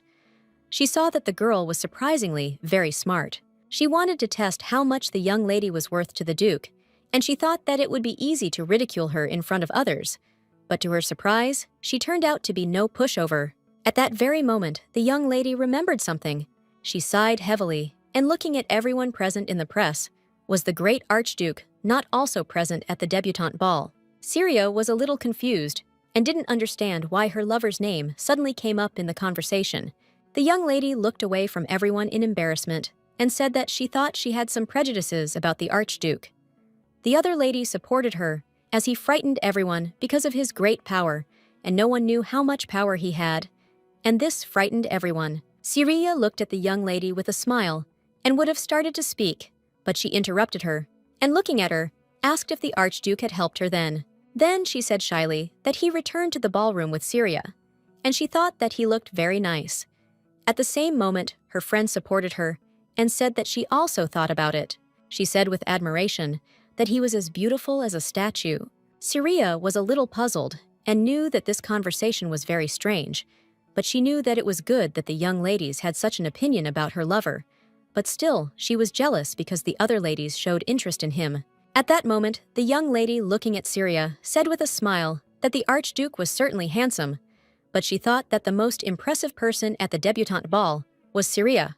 Seer looked at her new acquaintance in surprise and asked for forgiveness, asking why she thought so. The lady smiled and said that she was not the only one who had this opinion. Other ladies also agreed with her. After all, the way the young lady was the first to invite the great and terrible Archduke to dance was truly impressive. The young ladies supported their friend because they personally were trying to get used to people and could only wait for men to ask them to dance, and they could not even talk to the person with whom they wanted to spend time. Looking at the young Seer, they saw a truly brave person, and so they all wanted to be at least a little like her. Seer was surprised because she understood that this all happened because she did not want to stand and watch as her beloved left the ball without dancing to at least one song. On top of that, she had an ulterior motive of wanting to dance with him. She was surprised because in her past life, staying and being ignored was the norm for her. But when she decided to respect herself, she felt a completely different attitude towards her person. Seer looked at the Marquise in surprise and asked if this was true. The Marquise smiled and said that the very fact that Togo was with them at the tea party pleased her child even more than she did. She smiled and said that her son even asked her to tell the young lady that he would like to treat her. She looked at the girl with joy and asked what she thought about it. Seer looked at the Marquise with a smile and said that she was truly grateful that he saw her in a good light. She was well aware that they had their own hidden intentions towards her. Seer looked closely at the Marquise and said that she thought she still needed time to adjust to high society. She knew that they were counting on being able to easily take advantage of her and her position. The Baroness was furious. She could not understand how the young lady dared to refuse this offer, despite the fact that the Marquise herself made her an excellent offer. At the same moment, the Marquise said that the first person the young lady invited to her mansion was the great Archduke. She said with a smile that having a man as the first guest in her home could be misunderstood in society as something vulgar. She also told the girl with a fake smile that she was very worried that our lady might have difficulty adjusting to high society. Seer knew very well that the Marquise would be very angry, but she said with a smile that she simply could not express her gratitude to someone who wanted to help, even in such insignificant matters. She said with a smile that she thought it would look pathetic and shameful. Seer looked intently at the Marquise, as she understood that she had to stop everything that concerned her lover on the spot without retreating. A moment later, a maid approached them and asked for forgiveness. She informed her mistress that tea and cold drinks were ready. The Baroness asked the maid to serve them, but at the same time, she jumped up from her seat. The young ladies happily said that the Baroness was very knowledgeable about drinks. She surprised them every time and served new drinks every time. The Baroness looked at her guests with a smile as they embarrassed her very much. At the same time, the Marquise looked predatorily at the girl and gave her a signal. The young lady in turn accepted this signal and nodded in agreement. The Marquise looked at the young lady with a grin as she understood that now she would stop being arrogant. At that very moment, the young lady called the Baroness in surprise. Seer froze in place for a moment. She saw a tea set from the east, which was known for its difficulty in using. The Baroness in turn looked at the young lady with a fierce grin as she saw that she hesitated. She understood that the girl knew nothing about the customs of the East since she herself was from the South. The Marquise looked at the girl closely and said that she was still curious about what a lady from the ducal family was capable of. The young lady was surprised, as she did not expect to hear such a thing. At that very moment, the Marquise asked the Baroness if she would help her. She asked the girl if she understood what she meant. She looked at the Marquise with a grin, knowing that her guest would soon pay for her arrogance. Syria froze for a moment, knowing that she had lost her composure just a few moments ago. The Baroness looked at the girl intently, as this time she wanted to make her feel all the humiliation. She looked at her guests with a smile, and said that in front of them was an imported tea set from the East. The girls were surprised, because they had heard that this item was very difficult to obtain. The young lady said with a smile that there were very few merchants who imported Eastern cheese tea, so she prepared a special tea for all of them today. She said with a smile that this tea was called Lucane, and in the East it was famous for its wonderful aroma. The Marquise looked at the girl with a smile, because she was very surprised when she learned that she had such a luxurious hobby. The young lady accepted the compliment with a smile and thanked the Marquise. The lovely ladies looked at the tea in surprise, as it was quite tasty. Syria saw that she had even prepared an expensive tea set, despite the fact that tea leaves from the East were difficult to brew. Syria sighed heavily, as she realized that today's tea party must have seriously broken her spirit. She was puzzled, wondering if high society was really any different from the past. In her past life, she was humiliated at tea parties of this kind, because they did not understand how she could show her inexperience during tea drinking. They mockingly said that she caused the Duke a lot of headaches. They didn't understand how she wasn't ashamed of her behavior. Syria looked timidly at everyone present and said that she was very glad that she would be able to try such good tea. Syria said with a smile that she believed that Eastern culture was little known to the Empire, and the young lady supported her. Syria looked at everyone present with a smile and asked if she could first demonstrate how to drink tea properly. The Baroness and the Marquise were taken aback for a moment. The young ladies whispered awkwardly to each other because they knew that she had saved them, because they did not know how to drink this tea properly, so they assumed that this was her way of taking care of them. The Marquise looked at the young lady with a smile and said that if she was so confident, she could start first. Syria looked at the Marquise with a smile and asked her to wait a little. Syria slowly walked over to the tea set and began brewing some wonderful tea. The lovely ladies watched the whole process in surprise, as this spectacle was new to them. The Marchioness and the Baroness looked closely at the young lady, expecting her to make a mistake somewhere. After some time, Syria gave the young ladies some wonderful tea and said with a smile that they could all try it. She looked at everyone present with a smile and said that her skills, of course, could not compare with the Baroness, but she still hoped that they would like this tea. The lovely ladies looked at her in surprise and also praised her since the tea was wonderful. They wanted to know where she learned something like this. She smiled and said that she was fascinated by this issue and therefore studied everything thoroughly. Syria knew full well that this was not the case, and in the past, she had had quite a bitter experience, and she had had to learn everything. At that very moment, she looked intently at the Baroness and asked what she thought about it. The young lady was a little surprised, and at the same time puzzled. She did not understand how her guest could do something like that, because she knew that the Eastern culture was not yet widespread in the South. She sighed heavily and said that the part was really delicious. The Marquise, in turn, looked at the girl with a grin, since she understood that she was a complete non-entity. She smiled and said that the tea was of course excellent, but she also really liked this cup. She looked at the Baroness and asked if the cup was worth the price. The Baroness smiled and said that the service was worth the price, because she paid the equivalent of 5 carts for the service. Syria looked at the young lady in surprise and asked if she had really paid that much for this service. The Baroness looked at the girl in bewilderment and asked if something was wrong. Syria asked the Baroness, before buying the tea set, whether she had checked the artisan's stamp on the bottom of the cup. The Baroness looked at the girl with fury and said that, of course, she checked everything, because she was not ignorant in such matters. She showed the cup and said that this cup depicted plum petals made by the chief master of Cherishes. Syria sighed heavily and told the Baroness that she really didn't know something. Syria reported that there are 3 types of plum blossoms, those with 5, 4, and 3 petals, and only the cup made by a true master has 5 petals embossed on it. The Baroness angrily attacked the young lady and asked if she really meant to tell her to be careful what she bought. At that very moment, the Marquise sighed heavily and said with a smile that she had plans for the day, so she would leave them early. She looked closely at the girl and said that she did not need to see her off. It would be better for her to start looking for a merchant. Syria also stood up at that moment and said that she also needed to go.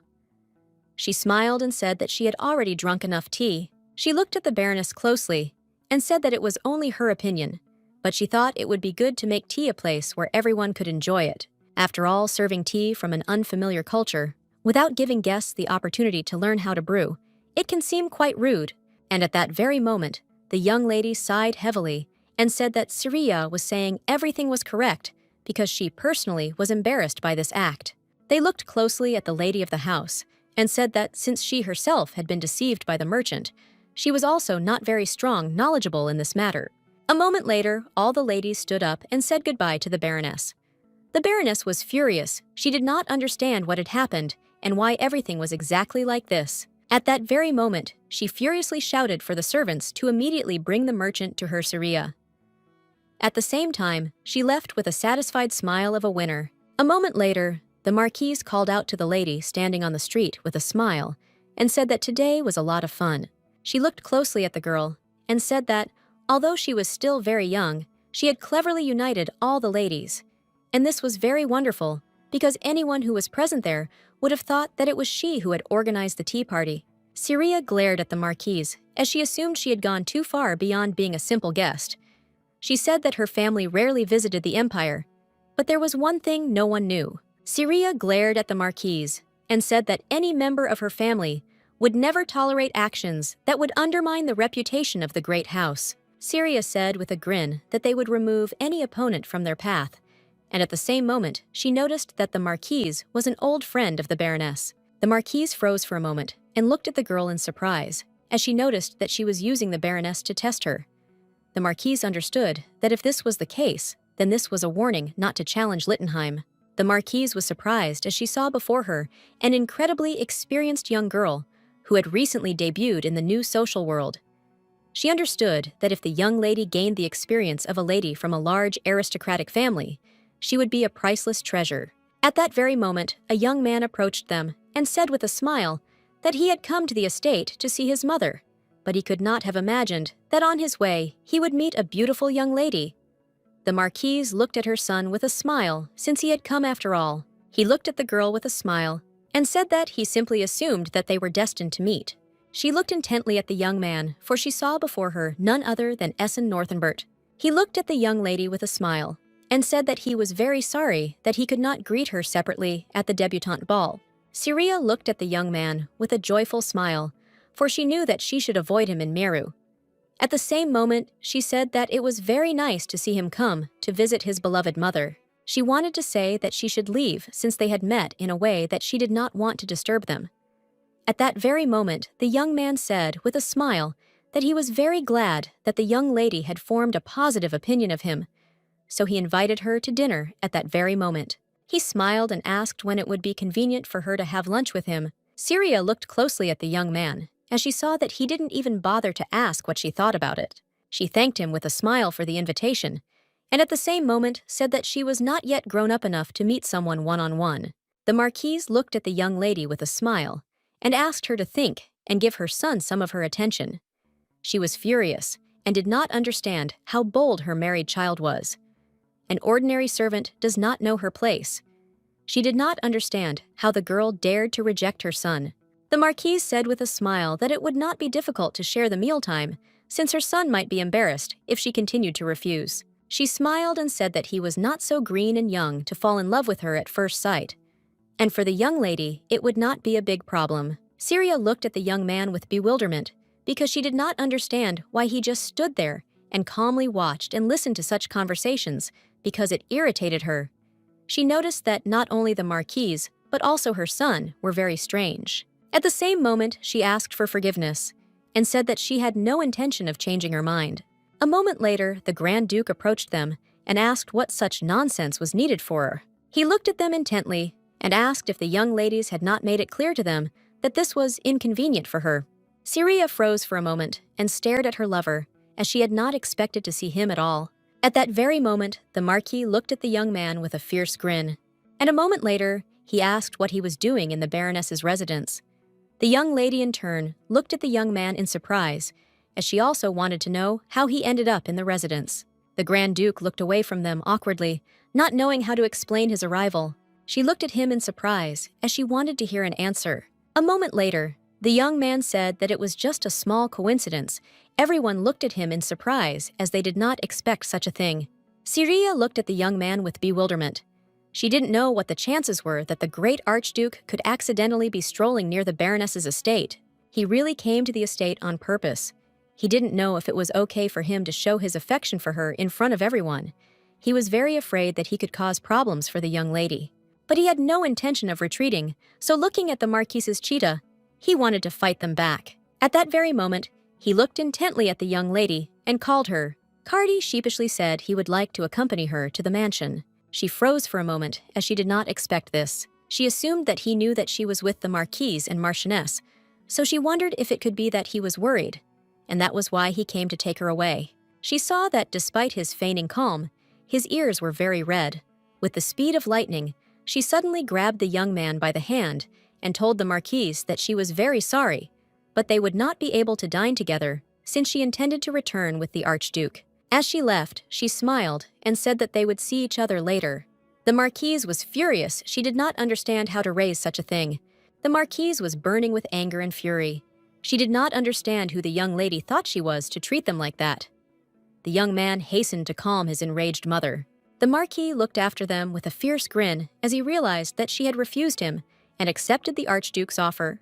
He watched the young people closely, as he was now even more interested in her. The young lady looked at her companion intently and asked him how he knew that she had been at this tea party. She smiled and asked him to tell her the truth, as she knew that he had lied, that they had met by chance. Cardi thought for a moment and looked away with embarrassment, not knowing how to explain it all.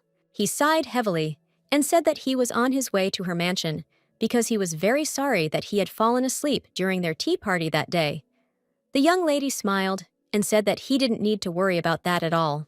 Cardi sheepishly said that he wanted to make up for that incident in a proper way. She looked at him in surprise, as she did not expect such a thing. At that very moment, he said embarrassed that he had prepared something for her, albeit a small but still a small gift. She looked at the small box in surprise, as she was surprised by the similar. Seer looked at her companion and asked if she could open the box. Without looking at the young lady, he sheepishly said that she could do it. When she opened the box, she froze as she saw the lovely perfume. He sighed heavily and said that he didn't know much about gifts for girls, but he had received some recommendations, so he gave her this gift. He was advised that he should definitely choose perfume, since the young lady would be left with a mark from his gift. He smiled and said that he had chosen the scent himself, which would suit the young lady. She was surprised, as she did not expect such a thing. Cardi told his companion that if she didn't like it, he didn't finish and froze in place, because he didn't know what to do if she refused to accept his gift. At that very moment, the young lady thanked him with embarrassment because she was very happy. She smiled and said that the fact that he came to the mansion to personally give her the gift was already admirable, and the fact that he personally chose the perfume for her struck her to the depths of her soul. So she thanked him with a smile for coming for her, and she also said that, in reality, she and the Marquise did not get along as well as it might seem from the outside. He looked at her with a tender smile, because seeing the young lady happy was enough for him. Seer looked at her lover with tenderness, as she was filled with energy from within. She did not know how to describe these feelings. As for the merchant who deceived the Baroness a few days later, news appeared that he had been arrested. It was said that not only the Baroness, but also other people had fallen victim to him. The perfume that the Grand Archduke had given her matched perfectly with her makeup and hairstyle. And at the same time, she was getting ready to meet her lover, since he had invited her first. Some time later, the maid informed the young lady that the Archduke had arrived.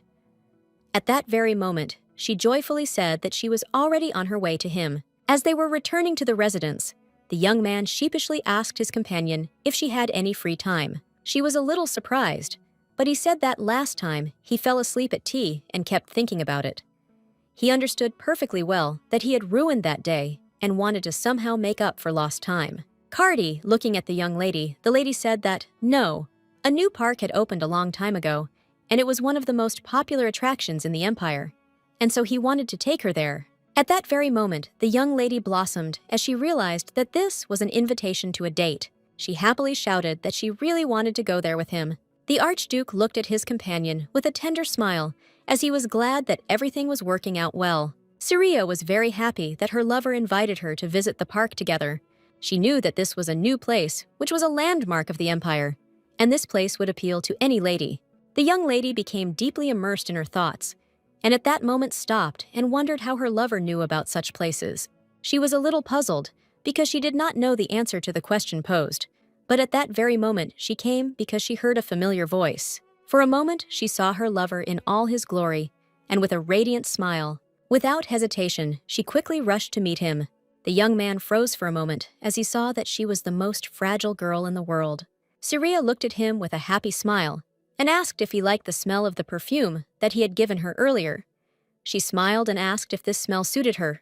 He froze for a moment and then coldly said that they suited her, but he was very embarrassed at the same time, and he was even more embarrassed when she thanked him with a joyful smile. Cardi looked away as he realized his words had come out harshly.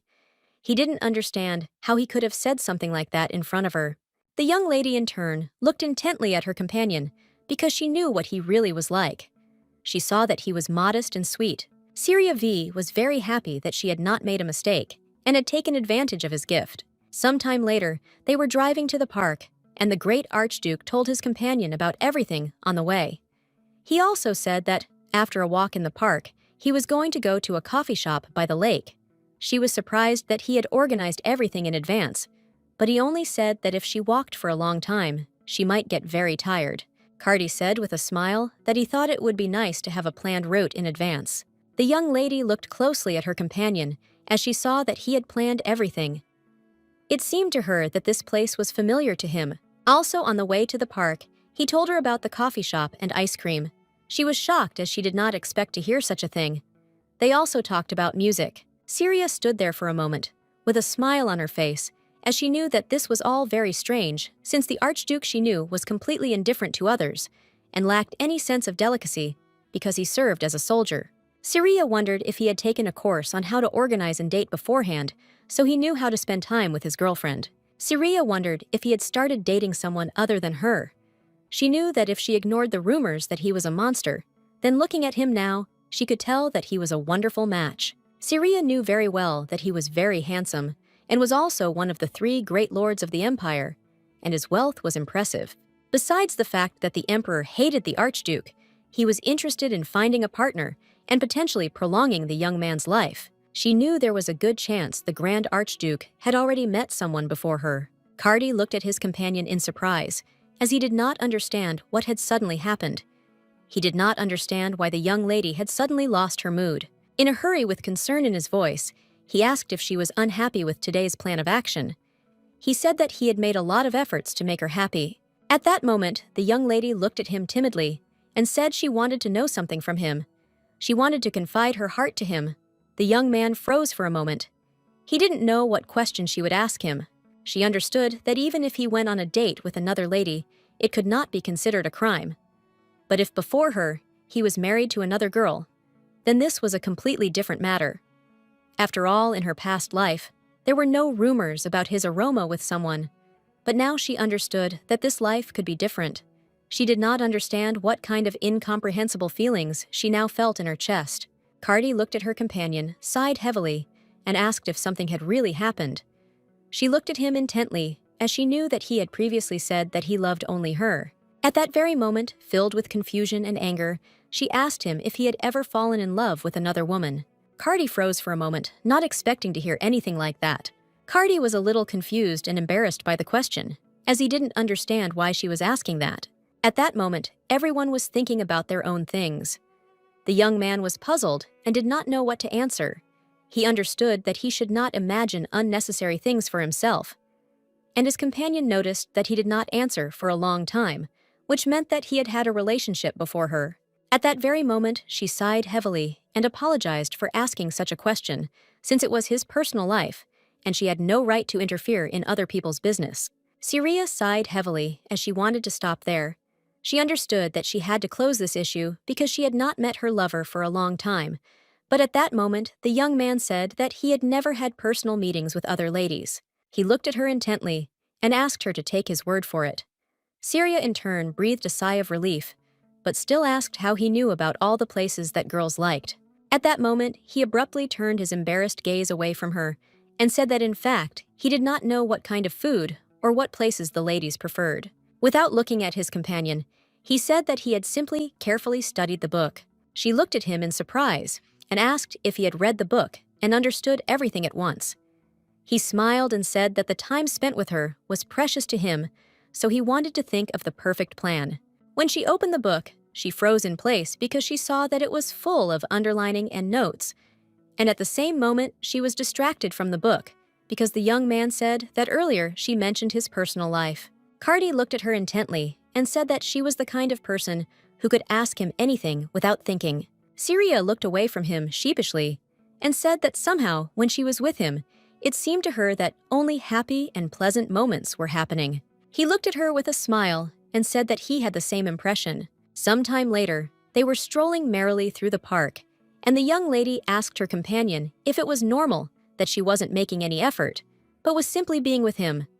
She smiled and said she was already feeling better. They walked around the park for a while, and the Grand Duke told her the whole history of the park. The young lady also supported him and added her own words. She looked around with joy as she noticed that the park was truly beautiful, and thanks to her companion, she was still able to visit this place. At that very moment, he burst into embarrassment and, looking away, said that he was very glad that they had gone out for a walk after all. Syria looked at her lover with a gentle smile, as she understood that if her past life had been her last, she would not have been able to see her lover in such a light. Syria was very glad that she was finally able to return to the past. While walking in the park, she smiled and said that she had a question for him. A moment later, she asked why he hadn't found a partner for the recent debutante ball. He sighed heavily and said that he simply thought it was unnecessary, since after all the debutante ball was just a formality. He said that he was present there only as a person with the status of Archduke, and besides, he didn't think that there would ever be a lady who would want to be his partner. At that very moment, she looked at him intently and asked if she could continue to be his partner in the future, if he felt that way. Cardi was taken aback for a moment and froze in surprise, as he did not expect to hear such a question. At that very moment, he clenched his fist in rage and said that if he agreed, gossip would begin to spread about the young lady, and because of him, her honor could suffer. She smiled and said that she didn't see a problem with it because she didn't care about such gossip, and she decided to do as Togo herself wanted. Looking at her lover, she firmly said that, as his partner, she wants to build a good relationship with him in the future. But he couldn't just let her go, and so he himself said that he agreed with her.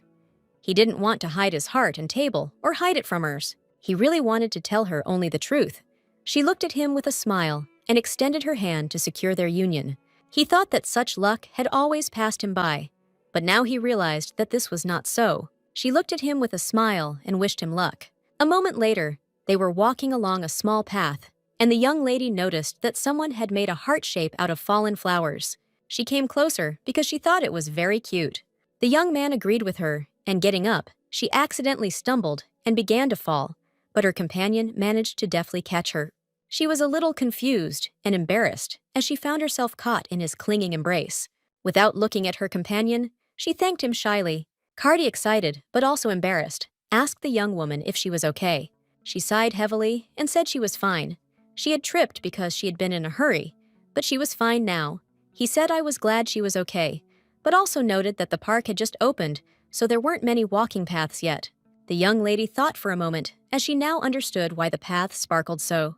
Cardi looked closely at his companion and said that from now on, he wanted to accompany her.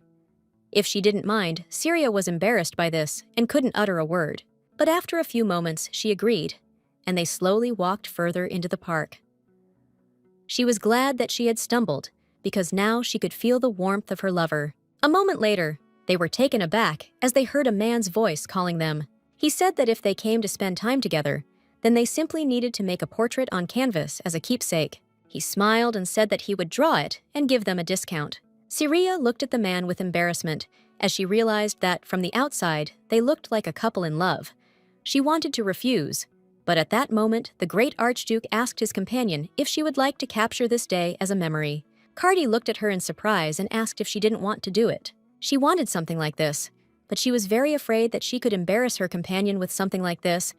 But surprisingly, he wanted to do it. Looking at her companion, she wondered if it didn't bother him that they were mistaken for lovers. Cardi sighed heavily and apologized to his companion for such a misunderstanding.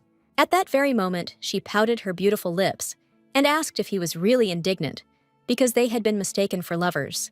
Cardi screamed that this was not true at all, and at that very moment, the man asked the lovers not to quarrel, and he also asked them to stay closer to each other. Seer sat closer to her lover and asked the artist if she was sitting normally, but at that very moment, the man shouted for them to sit closer to each other. She moved a little closer, but unfortunately, this was not enough for the artist. He immediately stood up and sat the young people down as he needed to. The young people in turn froze in place and were filled with embarrassment, since they did not know where closer they could sit, because they were very close to each other. The great Archduke, despite everything, fulfilled the artist's request, trying with all his might, while the young lady watched everything that was happening from the side. She restrained herself from laughing, since the spectacle was truly mesmerizing. A moment later, she couldn't help but burst into wild laughter, but at the same time asked her partner for forgiveness. The young man smiled and said that everything was fine, and she didn't need to worry. She burst into tears of laughter and said that his face was too mixed up, so she couldn't hold back. At the same time, Cardi looked at his companion with a tender smile. The artist shouted that the young people were behaving well and should remain in that pose. A few minutes later, the artist informed the young people that their portrait was ready. The young lady looked intently at the beautiful portrait as she realized that all the efforts and suffering were worth the beautiful result. Seer looked at the young man with a smile and asked if he thought the same as she did. For a moment, he took the painting from her and began to study it intently with his keen eye. She was a little surprised and puzzled as he stared intently at the painting. Cardi froze for a moment, a little surprised and confused, as it was the first time he had seen such an expression on his face. He noticed the tender look with which he looked at his companion. At that very moment, the Grand Duke looked intently at his companion and asked, embarrassed, if he could keep the painting for himself. But after a few seconds, he was taken aback and embarrassedly asked her to pretend that she had not heard this. Seer looked at him with a smile and said that he could take the portrait if he liked it so much. She said that she was worried because she didn't know how to repay him, but it all came out just in time since she had received perfume from him as a gift, so she wanted to give him a painting in return. At the same moment, she asked with a smile if he didn't mind. The young man looked closely at his companion as he realized that she had said such words so that he would not feel burdened. He had never gone for walks with anyone before. There was no one who did not fear him and treated him with such warmth. He had no idea how he could be with someone so sincere, but now he understood it because he wanted to express his gratitude to her. At that very moment, he looked tenderly at his companion and said that he would keep this painting like the apple of his eye. He understood perfectly well that she had taught him a lot. Something in him changed when she was next to him, and then he became a little happier. Some time later, the young people visited a coffee shop, and then her naledi, with delight, examined every corner of the coffee shop since she was pleased to sit next to him in such an environment. Seer looked at her companion with a smile and said that she was very interested in what special dish was in the coffee shop. After this question, her companion took the answer seriously and began to carefully study the menu and tell her about everything. But he made a small mistake, and her ice cream laughed. She looked at him closely and said with a satisfied smile that it seemed like he had remembered everything from the book. Cardi smiled casually and said that, of course, it was because he wanted their walk to be perfect. She looked at him with a smile and said that he could order something at his discretion. He was surprised as she didn't even look at the menu. She smiled and said that it was okay because she wanted to try what he had to offer her. As he left, he smiled and said that he would quickly place an order and return to her. She said with a smile that she would look forward to seeing him. She stared at him for a moment longer as he slowly walked away from her. She knew they hadn't gone on dates like this in her past life, because her husband could be called to more battles at any moment. The emperor often used the young lady as a tool to control the Grand Archduke, threatening to separate them. And all this was because of her status in the family, because no one from the family would be furious or protest because of the divorce. Seer knew perfectly well that she would not allow such a thing to happen in this life. She did not want her lover to become the emperor's puppet again because of her. she understood that she had to change her relationship with her older brother. But at that very moment, she was taken aback as she was focused on her lover and completely forgot about her brother. She understood that she had to write a letter as soon as she returned to the estate. At the same time, the young man anxiously asked his subordinate if there was still no news from his sister. The young man looked intently at his master and said that he had not received any letters yet. The Duke in turn thought for a moment. He was puzzled because he did not understand what she had been doing, that she had not sent him a single letter yet. At the same time, the young lady enjoyed a pleasant time with her boyfriend, and she also enjoyed a wonderful dessert. Cardi looked at her with an embarrassed smile and asked if she really enjoyed the treat. She said with a smile that she liked everything and also asked if he had ordered chamomile tea for himself. He smiled and said that he now drinks it from time to time after their last meeting. Seer asked her companion if he had been suffering from insomnia lately. He smiled and said that he was already feeling much better. Seer looked at the young man with a joyful smile and said that she was glad to hear it. In turn, the great Archduke looked intently at his companion, as he knew that she was simply a work of art. At that very moment, she asked with a smile why he hadn't tried dessert yet. He looked away from her with embarrassment as he felt awkward answering this question. She noticed that he was very embarrassed. She knew that in reality, he just hated sweets in her mind. She asked him for forgiveness, as she just wanted to tease him a little. Seer, with a joyful smile, handed him a small piece of dessert and asked him to try it. The young man stood frozen for a moment, not knowing what to do. She saw how he tried to control himself. Seer immediately said with a smile that it was just a joke and he shouldn't try the dessert. But the young man, he will eat it, and at the same time, he reached for the dessert. The young lady froze in place for a moment in shock, as she did not expect this. She froze and stared at him. Taken aback, the young lady immediately asked why he had eaten dessert since she knew he hated sweets.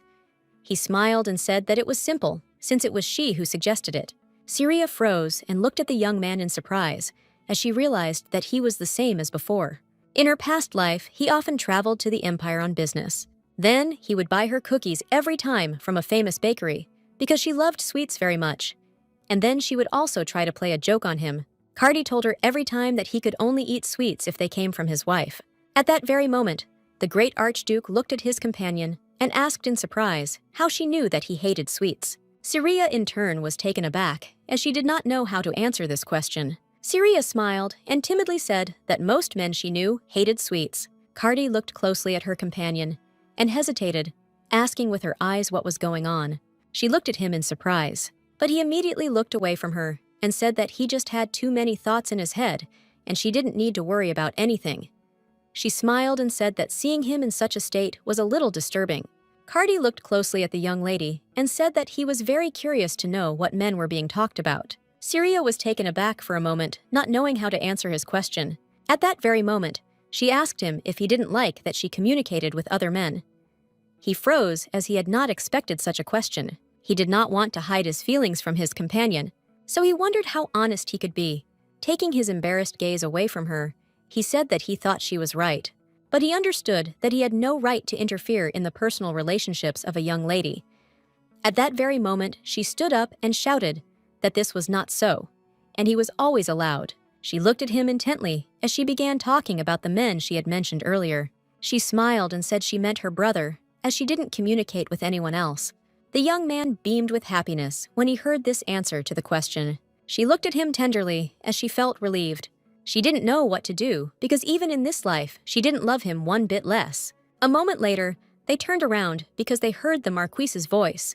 He looked at the young people with a predatory grin and said that he could not even imagine that he would meet Lady Littenheim herself in this establishment. Seer looked menacingly at the young man and said that he had just seen the Archduke and Littenheim. Essen looked at the great Archduke in surprise and said with a smile that he had not noticed him. Cardi looked menacingly at the Marquis and asked if he would rather spend time with the lady who was next to him. The Marquis smiled and thanked the Archduke for his concern, but he also said that he had only gone out for a walk with the young lady, and that they were not at all in such a serious relationship as they thought. At the same moment, the young lady also shuddered and said in a puzzled tone that it was so. Seer looked closely at the Marquis, as even in her past life, he was known as a tail twister. She knew that among the great lords, the Marquis was not only the emperor's favorite, but also the most eligible bachelor in the empire. No matter how often he manipulated girls for his own ends, there were many who believed that they were the ones who could win his heart. At that very moment, the Marquis looked at the lady he had found with a predatory grin and said that she had previously rejected him and said that it would be difficult for her to share a meal with him. He looked at her closely and said that he was a little upset because she was spending time in the company of the Archduke at the same time. Seer said with a smirk that he knew that everyone had their own priorities. He looked at her with irritation and wondered if some meeting with the Archduke was really more important than a meal with him. Seer looked at him in surprise and asked what he was talking about. At that very moment, Mark said with a fierce grin that he had thought about marriage. The Archduke could not stand such a question and angrily asked the Marquis how much longer he would have to endure his insolence, and in his rage and anger, he crushed the cup with his bare hands, and it broke. The Archduke was furious as the Marquis not only interfered in their conversation, but also frivolously spoke of a serious matter, such as the union of families. Seer looked anxiously at her companion and asked if everything was all right with him. Cardi asked the Marquis if he understood that he had just insulted the Odalites and Littenheims with such words. The Marquis involuntarily shuddered from such tension and asked who he was insulting, since he only wanted to say hello to the lady. Cardi looked darkly at the Marquis and asked if he would mind if he told the Emperor about today's incident. He understood that even if the Emperor did not care about the insult to the Odalites, if he had problems in his relations with Littenheim, the lords of the south, he could easily lose the Emperor's favor. The Marquis was taken aback by such a statement and looked at the great Archduke with fury. The Marquis, in turn, knew perfectly well that the Archduke would not normally have visited the Emperor for something like this, since the relationship between them had not developed in the best way. However, as last time in everything that concerned the young lady, he became unusual but sensitive.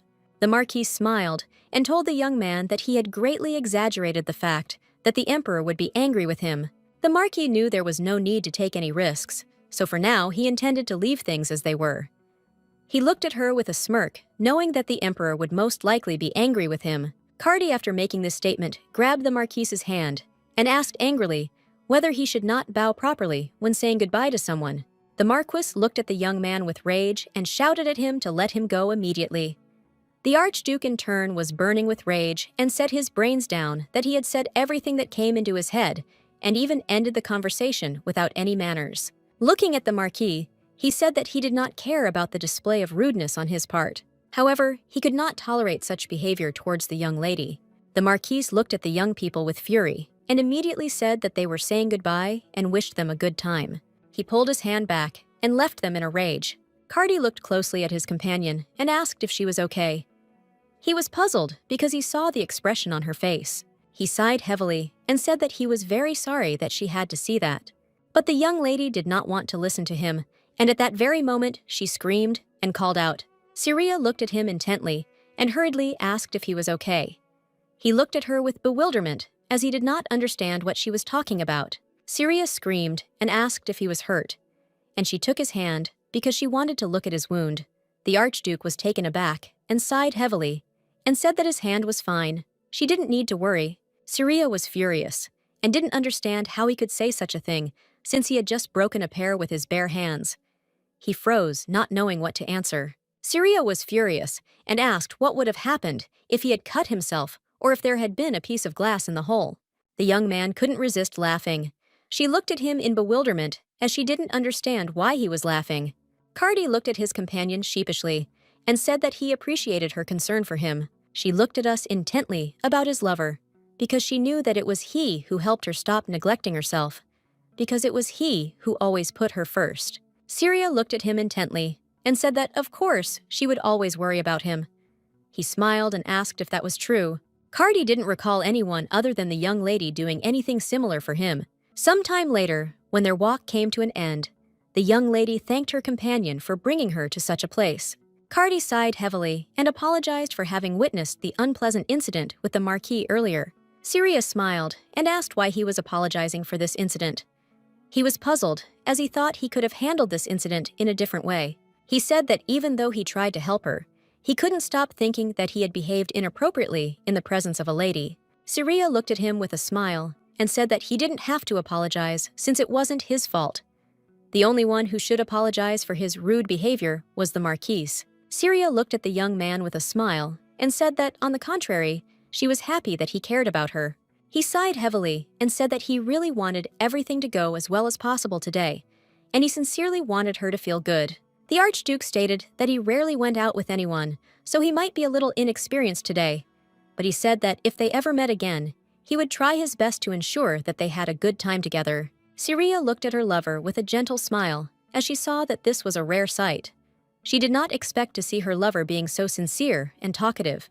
At that very moment, he was taken aback and said that of course he did not insist, but would be very happy if this walk were not the last. She looked at him with a smile and called out.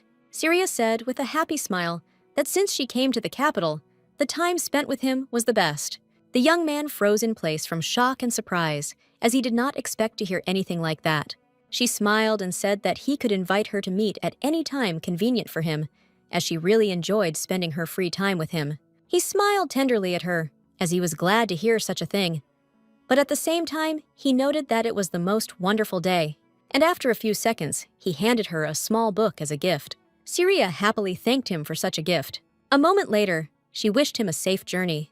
The young man was puzzled. He did not understand when he had such feelings for the young lady. He frightened himself as much as he wanted to make her his. It was his first time dealing with the Marquis, and he was very surprised because he simply could not contain himself when the Marquis approached his companion. He was puzzled, as he was already beginning to get used to the young lady's kindness.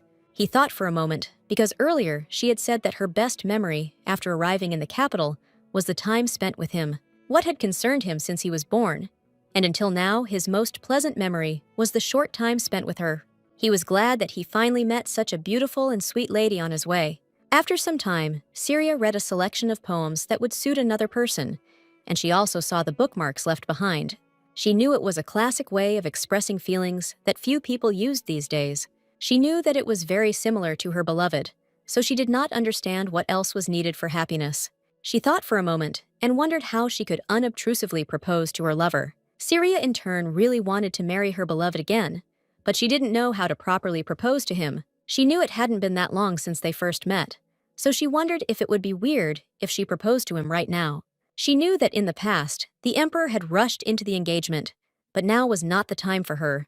And besides, the young lady began to receive many invitations after her debut in high society. At that very moment, she looked at one of the letters in surprise, as she saw that it was from her brother. She felt like he was waiting for her to contact him. He wrote to her that since she had not yet contacted him, she must have been very busy these days. However, she was the only daughter of the Duke's house. He wanted to hear at least some news from her, otherwise his worries would never end. The young lady thought for a moment and felt embarrassed, as after reading the letter, it seemed to her that they were really close brother and sister. She understood that she needed to answer the letter, but at that very moment she was distracted as the maid came to hers. Seer looked at her maid in surprise and asked what had happened, because she did not look her best. At that very moment, the maid said that a letter had just arrived. The young lady was taken aback when she saw the seal on this letter. She knew that it was the crest of the imperial family. She knew that the emperor had sent exactly the same letter to summon her in the past. Now she was a little surprised and puzzled, as this letter had arrived much earlier than in her past life. She wondered if this was because she was rushing things. The emperor wrote to the young lady that he had heard that she and the Archduke's delirium had become close recently, and that as his father, he wished to greet her. After reading this letter, the young lady looked at her maid and said that she would soon have to leave. She was puzzled and knew that it was shameless of the emperor, since he didn't even think of carve as his son. But she knew that since she was thinking about the wedding, she had no reason to refuse the invitation. She knew that it wasn't such a bad thing to marry in this way. Some time later, the young lady finally met the emperor, and he greeted her with a satisfied smile. She bowed low and introduced herself and greeted him. He threatened and asked the young lady how the Duke had been lately, for he had heard that the Duke had accompanied her to the debutante ball, and he was extremely surprised by this. Looking at the young lady, the emperor noticed that the Duke valued her very much. She smiled but did not answer him. She saw that he behaved differently than in her previous life. She also knew that news of the events during the debutante ball had reached the imperial palace. He smiled and asked if she and the Duke were really on such a warm relationship. The young lady sighed heavily. She realized that she had to be extremely careful with him. She smiled and said that, in fact, there had been no news from him since the end of the debutante ball.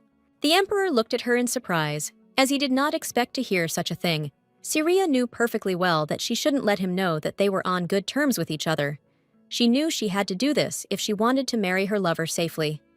At that very moment, she said with a smile that she thought her brother was fine, because after all, no news was also good news. She knew what the emperor feared most from their marriage, because the duke might support the great archduke because of his younger sister. Seer wanted to show the emperor that this was impossible. She smiled and said that the duke was indeed a busy man. The emperor thought for a moment, because he did not know whether the rumors were true. The emperor wondered if he and his brother were not close. At that very moment, the emperor looked intently at his young interlocutor and said that the duke had cruelly punished the Schumacher offspring, and that he was therefore shocked when he learned of the duke's suspension of the wheat supply. The young lady looked at the emperor intently and informed him that the duke would not allow anyone to defile the family's honor. She smiled a gentle smile and said that, even though her mother was a commoner, her status as the lady of the family came first. This way, he wouldn't think that Littenheim was treating her coldly. She knew that it would be difficult for her if the emperor didn't recognize her as a worthy partner. She smiled and said that, of course, compared to the past, her relationship with the duke had improved. Seer said that since she could be useful to the family in this way, then she should get married. He looked at her in surprise and asked if she really didn't want to marry for love. She said not to worry about such things at all, but she didn't have a suitable man yet. And besides being the daughter of a servant, her origins also had their limits, and she knew that the duke did not expect much from her marriage. The emperor looked at her intently, because he knew that, although she was recognized as a noble lady and a duchess, her position was not so high. He understood that she was the ideal option. He knew that her family, the rulers of the south, were the most powerful among the three great houses, and if he could connect the young lady to the imperial family using carve, he could take over the entire south. The emperor understood that this would also solve the problem of finding a partner. He looked at her closely and said with a satisfied smile that there was no opposition to the young lady being so interested in marriage. At the same moment, he asked if she had got along with Cardes. Seer said a moment later that his lordship was a true gentleman, but the emperor knew that this was not the case, as he was not very popular in social circles. He looked at her with a smile and said that he had never thought that she was so insightful and wise. At that very moment, he asked with a smile, "How about an alliance with the imperial family?" She was happy because she knew that she had succeeded. He looked at her closely and said with a smile that she was thinking in the right direction, because he intended to arrange a marriage between her and his son. The emperor said with a smile that Carde was his only child prince, and besides, he was also the Archduke of Odalita, one of the three leading houses. He looked at the lady he had found with a smile and said that his son was no less than her family. The young lady was taken aback as she understood that she should not smile in front of the emperor. He smiled and said that he didn't think it was a bad thing for a lady to lack status. She understood that there was a hidden meaning in that phrase, and in human terms, he was telling her that she was just a servant's daughter with low origins, so she should silently thank him for that.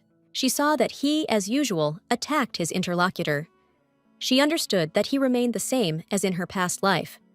Moreover, she saw that he was lying to her, since his relationship with Carde was not at all like the relationship between a father and a child. At that moment, the young lady drooped and, looking away from the emperor, said that she had heard a lot about the Archduke's nobility. She knew that it was disgusting on her part, but now she had no choice but to pretend that she was driven into a corner. The emperor looked at the girl intently because, as he expected, it was quite easy. He found it funny to watch the girl since the marquise told him that the young lady could become a great problem. Earlier, Mark shouted to the emperor that the young lady was very smart and knew how to play on the feelings and emotions of other people. But the emperor now saw just an inexperienced young lady. She sighed heavily and thanked the emperor for such generous offers. Seer looked at the emperor with embarrassment and said that, in fact, the decision about her marriage depended only on the duke, and she could not decide such matters alone. The emperor understood that if this was all he had to worry about, then it was no problem. He smiled and told the young lady that the duke would support this marriage union, and the most important thing here was her consent. He understood that Littenheim was a duchy that needed nothing, and if the request was sent to the duke, he would have no reason to marry the lady to the one who was condemned and surrounded by bad rumors. The emperor smiled and asked who would say the word across if two enthusiastic people had already given their consent. He lived as a gillyflower and said that his son was a war hero with numerous victories, so he would definitely raise the status of the young lady and the status of her family. She looked at him in surprise and asked if this was really so. The emperor shouted with a smile that of course it was so. And moreover, if she married Cardi, she would become a respected member of the imperial family. She sighed heavily as she realized that she had been very pathetic in her past life, that she had fallen for such generous tricks on his part. He, like a March cat, told her that her status would skyrocket. The emperor smiled and said that if she married his son, she would make the greatest contribution to the empire. She looked at him in surprise and asked what he was talking about. The emperor looked at her intently and said grimly that he wished to tell only her this information. He said that his son's incredible strength on the battlefield was inherited from the royal family and came from the bloodline of the late empress. But this strength was so powerful that it was devouring his son's life force. He said that if she married him, she would become his partner, and in that case, a quick death would be prevented. She was surprised when she heard about the partnership. He smiled and said that his partner would share the burden of Cardi's power equally with him. Seer looked at him coldly as he presented it as if it would serve the country. She was puzzled and did not understand how much greed was in him. He sighed heavily and said that if his son found out, it would be hard for him to accept. She understood that, to be more precise, he was worried that if his son found out, he would be shocked and difficult to control. But in turn, her lady agreed with him. Of course, she also had no intention of telling her lover about such a thing, because she understood that he would refuse her if she became a partner. The emperor smiled and said that in such a case, he would tell her a few conditions before she became a partner. He stated that their relationship as husband and wife should be established through marriage, and she should also be sure of her intention to become his partner. And finally, they must seal the bond with an act of intimacy that only a married couple can share. She froze in place for a moment, in embarrassment, as she already knew all about it, having had the experience of being his partner before. In the past, becoming a legal partner ended with a kiss. She suddenly became embarrassed as memories of their first night came flooding back to her. The emperor looked at her in bewilderment, as her reaction was very interesting. But at the same moment, he said that if this marriage was successful, he would transfer the rights to the iron mines to the duchy. The young lady, in turn, timidly said that her family would gladly accept this gift. But at the same moment, she said that the partner was sacrificing part of his life. And of course, this was not a waste of time and energy, but she would like to ask the emperor for one more favor. The emperor was surprised at the same moment, said that he would do everything, and asked what she wanted. Seer said she wanted to have her own land, to remove the shame of being born a servant, and be recognized as an official member of the imperial family. He looked at her in surprise, but at the same moment asked if it was really a specific land that she wanted. She looked at him with a smile and said that she would like to get the land of the Magellanic Highlands in the north. After meeting with the emperor, Seer was returning home tired. But nevertheless, she managed to get the land that she so desired. And now she understood that this was a great achievement. She knew that the emperor was now smiling from ear to ear. He was amazed that an illegitimate daughter born to a servant dared to insolently point the finger at the imperial family. He was glad that she desired this land, as it was a piece of useless land. In the north, it is known for its mountainous terrain, and the constant appearance of monsters made it one of the most difficult places to live. He understood that she was still ideal for his son, since she was beautiful, but stupid, and also suffered from an inferiority complex due to her origin. The young lady in turn thought for a moment, as she already understood what the emperor thought of her. Everyone wondered why the monsters kept appearing on this land, and the answer was very simple. They did not appear because of the hidden magic in its depths.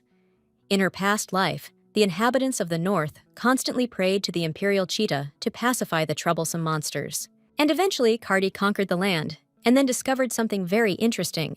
After some time, he noticed a mine with magic stones, and the corpses of the conquered monsters were sold at a high price, and they especially attracted the attention of the alchemists' guild.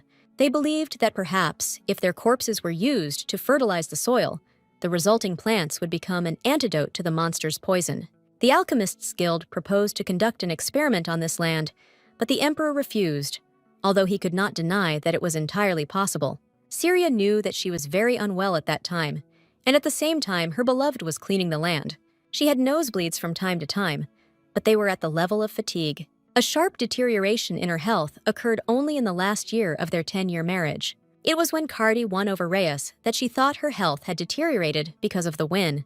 Syria understood perfectly well that there was no point in thinking about this now, because she only needed to wait for a letter from the imperial palace. Some time later, the maid informed her mistress that she had received an engagement letter. The lady was very surprised, and at the same time glad that it had finally arrived. Syria was very happy because she understood that finally, she and her lover could be together. But at that very moment, she froze and wondered if this was really true. She was shocked and puzzled because the Marquis wrote to her that along with the letter he was sending her, a precious stone that reminded him of the color of her eyes. She was shocked because she did not understand why the Marquis suddenly decided to propose to her. The young lady in turn looked closely at the letter and wondered if the Marquis had really sent the dubious and absurd letter to the Duke of Littenheim. She understood that because of what happened at the Marquis's ball, it must be decided that she had secured the Duke's support, and therefore he believed that by marrying her, he would secure the Duke's support. She understood and knew that her brother did not care about her that much, and she didn't expect to become his beloved younger sister. Syria was already deeply grateful, at least for the fact that he did not ignore her existence. However, she understood that her brother would prefer to marry her to a marquis rather than to a great archduke, because compared to the prince, who was clearly in disfavor with the emperor, spending all his conscious years on the battlefield, the candidacy of the imperial nephew of the emperor's favorite and pretender to the throne looked much more tempting. Sophie looked closely at her mistress and informed the stronger of the Marquis that what else awaited her. She sighed heavily and said that she would write an answer later so that she could tell the stronger to return to his master. Sophie said in her mistress that she overheard that, without an urgent answer, the Marquis ordered the man not to return. The young lady in turn was puzzled and did not understand how such a serious matter as a marriage proposal could receive an immediate response. She understood that the Marquis could not even imagine that he would be suddenly rejected. He understood that a lady born a servant would not dare refuse the Marquis' offer. She understood perfectly well that mother and son considered this to be the truth. Syria had no intention of responding to the Marquis, and therefore simply wanted to continue preparing for her wedding with the Grand Archduke. She knew that her family also stood to gain, as they would have iron ore, which in turn was a very successful deal. She knew that the South was undoubtedly famous for its wealth, but nevertheless, all the mines were concentrated in the northern mountains. She knew that the iron mining rights they received would go a long way in supporting the improvement of the southern military in the long run, but she knew that her brother had never been interested in her marriage before. But remembering her past life, she also remembered his tender look, and at the same time, he hoped that they would be happy together. Then in his eyes, she saw only sadness. It seemed to her then that he regretted that his younger sister had married so hastily and left him. She pushed all her thoughts away as she understood that such a thing simply could not be, and she in turn wondered when the letter about the wedding proposal from the palace would arrive. Some time later, Sophie informed her mistress that the Grand Archduke had come to see her. She looked at the lady with alarm and said that the young man said that it was very urgent. Syria froze in place for a moment in surprise, as she didn't expect him to arrive so quickly. The young man in turn was a little cold and in no mood. After some time, he finally met with his companion and asked for forgiveness for not having informed her of his visit in advance. Syria looked at the young man with a smile and said that everything was fine and that he did not need to worry, as she believed that there was a good reason for it. At the same moment, she asked with a smile what brought him to her. Cardi looked away in his direction, not knowing how to start the conversation. He said he heard that she had a private audience at the imperial palace a few days ago. She looked at him closely and said that it was not at all what it seemed at first glance, because she agreed to this marriage, because that was her desire. Syria informed her companion that they would be serving tea soon so they could calm down a bit and talk in the living room. Some time later, they sat quietly in the living room while the maid served. He looked at her intently and asked her to think it over again. Cardi couldn't understand how a young and beautiful lady could have such an unprofitable marriage.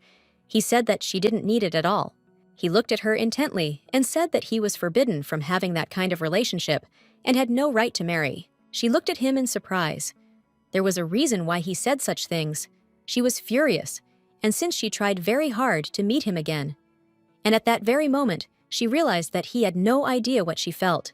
Cardi sighed heavily and told his companion that he would never be able to make her happy because until now, every time he considered someone dear to him, that person disappeared in the blink of an eye. He knew that the young lady was the only one who had shown warmth to him lately. He knew she simply couldn't be married to someone like him because even his dearly beloved mother, the only person who truly loved him, lost her life because of him, and this fact was destroying him from the inside. After the Empire conquered Reyes, his mother was captured and forced to become empress. Every time she burst into bitter tears when she saw her beloved son, she cried quietly and told him that she hated this land and she did not want to live on it at all. It was then that he realized that he had to protect his mother. But no matter how many times he went to the battlefield to protect her in the end, he could not protect her. Cardi sighed and said the young lady didn't know anything.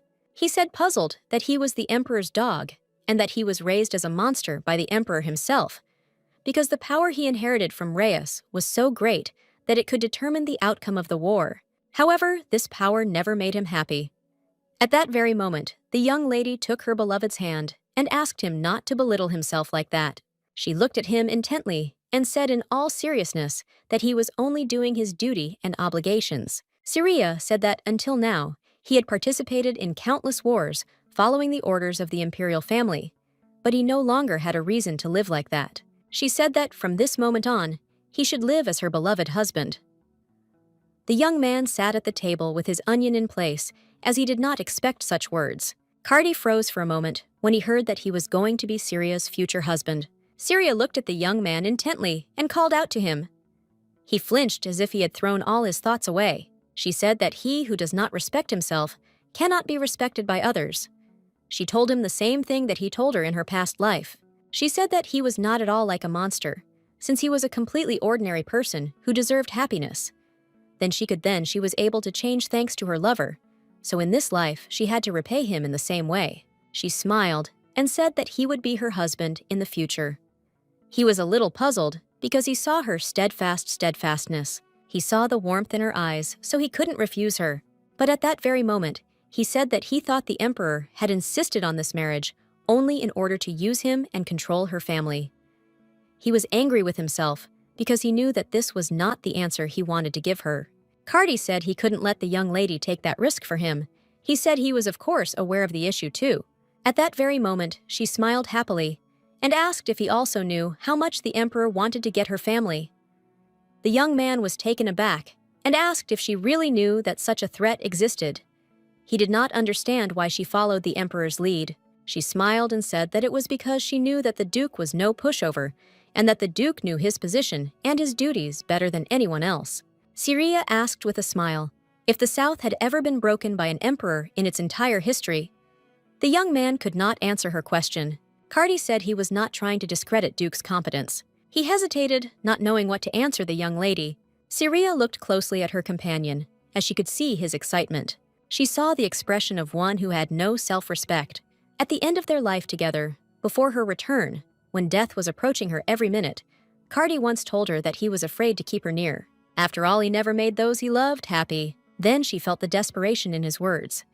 She didn't want him to experience such feelings again. Seer decided that she would not allow the past to repeat itself. She knew that, to do this, she had no choice but to resort to her old tricks.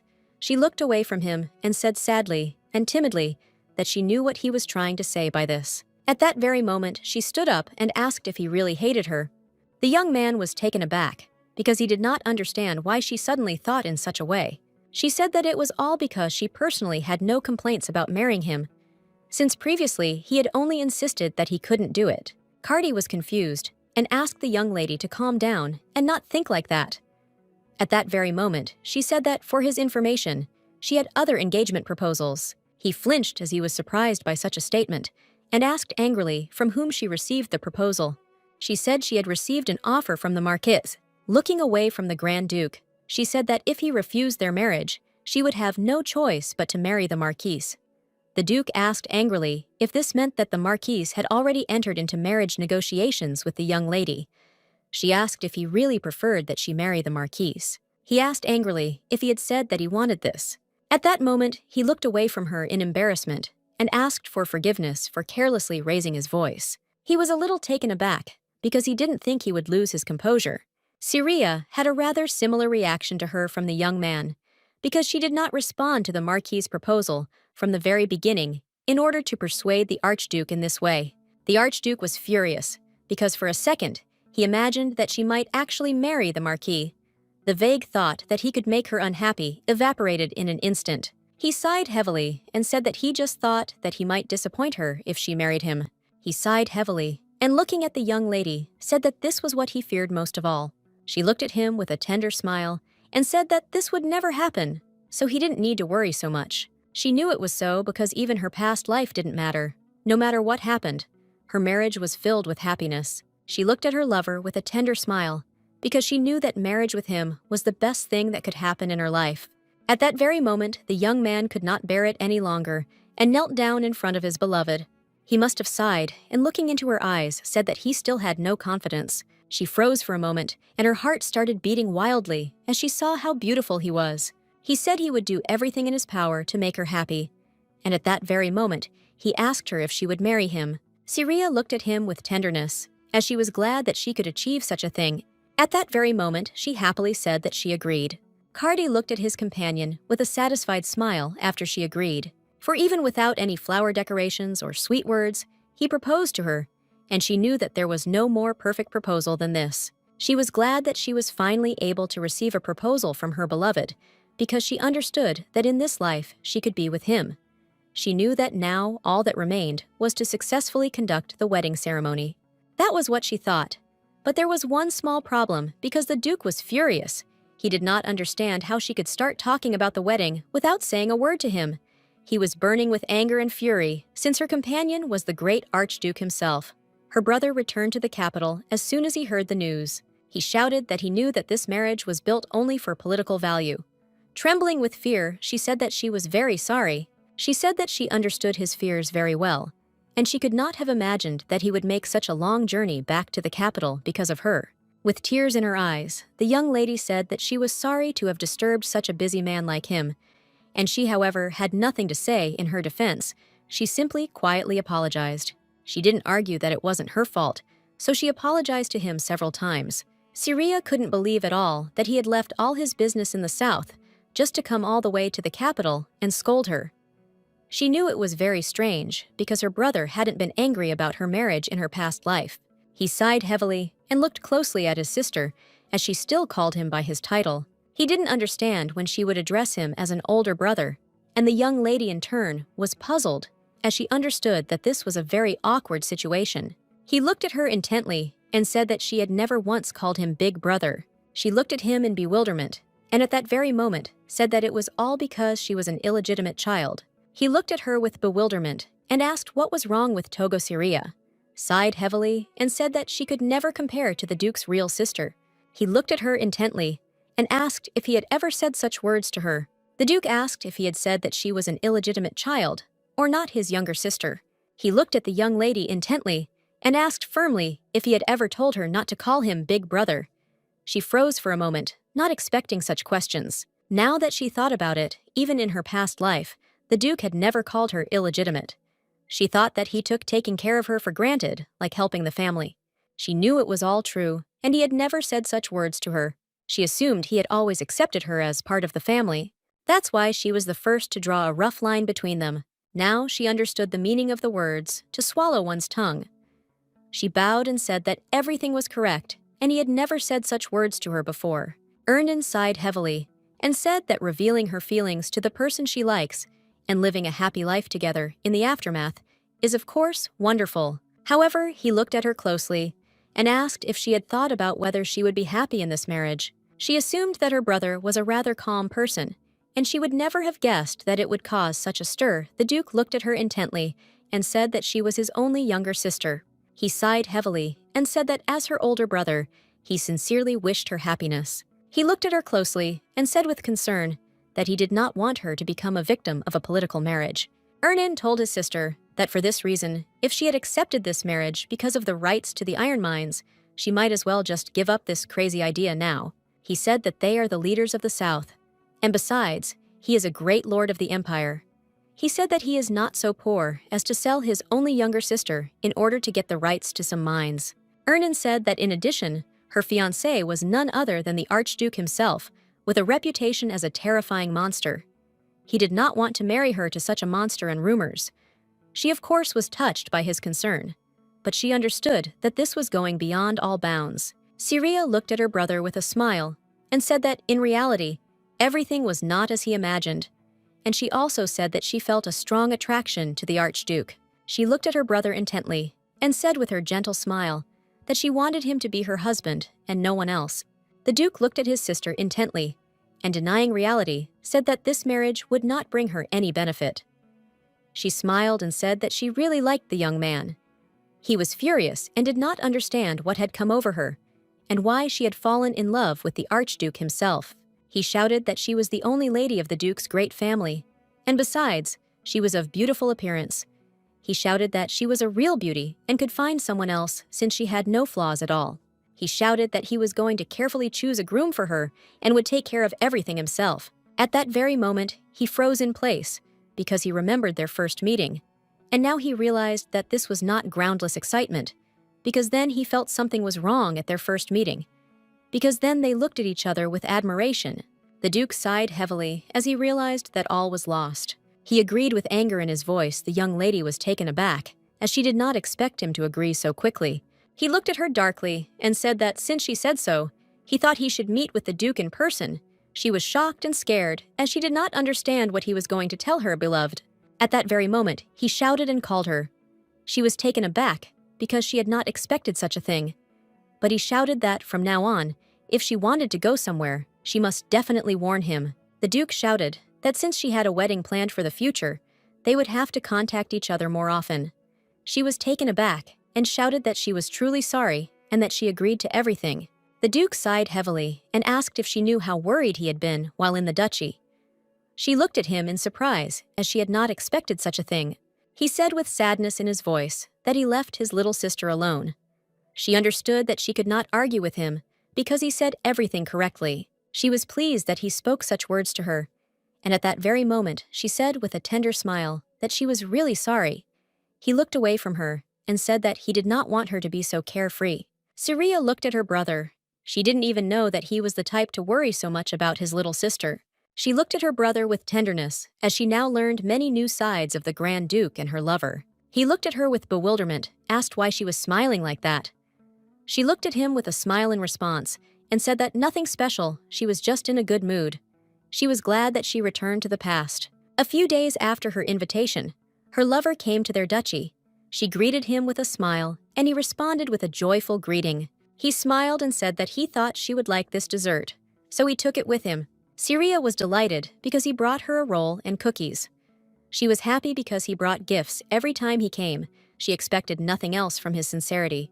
At that very moment, he bowed and said that he had heard that the Duke wanted to meet with one in person. She began to speak, but at that very moment, the Duke interrupted her and called the young man. Carve bowed and told the Duke that he was sorry he had kept him waiting so long. Seer. The young lady was frightened by her brother's statement. She immediately shouted that they had wonderful rolls and cookies.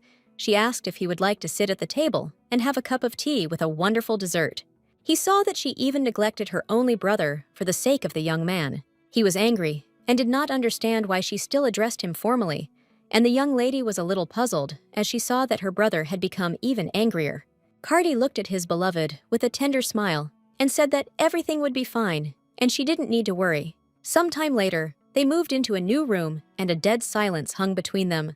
Now the young man understood what it meant to sit on thorns. He looked at the Duke intently, for he supposed that he had many thoughts in his head, but he understood him perfectly well, for he knew that it was not at all pleasant to see the man who would soon take away his precious sister. He understood the Duke, since he had to give his sister to a man whom the people called a monster. The Duke sighed heavily, and nevertheless called the young man. At that very moment, he asked if he would like a drink. Carve looked at the Duke in surprise, as he had not expected anything like this at all. He sighed heavily and said that since his father died, this was the first time he was going to have a drink. Carve looked closely at the young man and said that he understood him perfectly. The Duke said he believed the young man knew his father was not a very good man. Carve looked at the Duke intently, not knowing what to answer at all, since the rumor of the previous Duke's notorious reputation had reached his ears. Apart from his affairs with his own wife's maids, he had committed many inappropriate acts, and the word vulgar was the best description for him. Ernan sighed heavily and said that when he received the title of Duke, a whole mountain of work fell on him, and he had not been shoveling it out of Togo for many years. And in just 5 years, Yuga had become powerful with land that no one dared to covet. Unfortunately, he couldn't spend much time with his sister, but once he became a duke, she was officially recognized as a member of the family. At the time, he believed that declaring the illegitimate child, as she considered herself an official member of the family, was all he could do for her. After that, he forgot about her for a while. Ernan sighed heavily and said that he ended up being the one who neglected his little sister for many years. He looked at the young man intently and said with a bitter smile that he admitted that he did not deserve to be called her older brother. The Archduke was a little puzzled. He understood that it was extremely difficult to choose the right words at such a moment. He saw that right now, the Duke looked terribly tired. The Duke sighed heavily and said that he was still angry when she said that she would accept the marriage proposal as she pleased. He said that it was ridiculous because he never fulfilled his duty as an older brother, but acted as if he had the right to interfere in her affairs. Cardi looked closely at the young man and asked him not to drink too much. Duke said that he took it in order. He did not need to worry since he could drink only now. Cardi apologized to the Duke and said he believed he was not happy with the marriage. He asked the Duke if he was simply worried about him. Cardi said he knew he didn't like it at all. Before he could finish speaking, the Duke asked if he could be honest with him. He said it's not that he doesn't like him.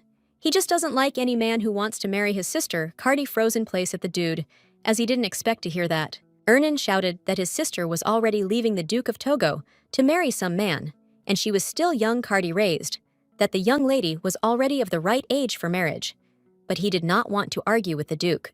The Duke cried out in rage that he had not taken proper care of her before, and that having been born illegitimate, she had been constantly subjected to persecution. He was furious because it was to the point that when she was younger, she was treated like a servant. Cardi was very angry because he knew about the lady's sad past as an illegitimate child and the rumors, but he knew that she was still the Duke's daughter and she was treated like a servant. The Duke was furious because he knew he should have protected her, but he failed to do so. He was unable to do anything at that time, as he was also subjected to persecution. His father was burning with rage and anger because he believed that his son was stupid and would not be able to take the place of the Duke.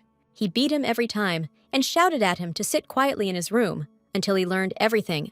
He was also very afraid of his father, but now he realized that these were just excuses. He said that maybe it was selfish on his part, and he was trying to absolve himself of his own guilt, but he really was going to do everything he could to make his sister happy. But suddenly, out of the blue, she decided to leave him to marry some stranger. He told the young man that he had to understand something about the despair he felt in this current situation. He looked at us intently at the great Archduke and said that if he was sure of his desire and wanted to take his sister's fish, he must make her truly happy. The Duke looked intently at the young man, expecting a positive answer from him. Cardi immediately said that he would certainly do it, and he intended to do everything in his power to make the lady happy. The Duke smiled tenderly at the young man and said that in that case, he could rest easy. Sometime later, the young lady bumped into her lover in the corridor and asked in an anxious voice if everything was okay with him. He looked at her in surprise and asked if she had been waiting for him all this time. She timidly asked if her brother had been rude to him. He smiled and said that it was quite the opposite, because the Duke had told him many good things. The young man fixed his gaze on the young lady and timidly said that the Duke was very drunk. He said that he thought it would be better to call a servant to carry him to the rooms. The young lady was shocked and wondered if her brother was drunk, as nothing like this had ever happened before. Sometime later, she saw her brother, who was very drunk. She was shocked and couldn't believe that she saw her brother, who got drunk and passed out. Cardi quietly told his beloved that all this time the Duke had been doing was worrying about her. She looked at him in surprise, still not understanding what he was talking about. Cardi smiled and told his beloved that the Duke said that his sister should definitely be happy. He looked at the young lady with a gentle smile and said that she had a wonderful older brother.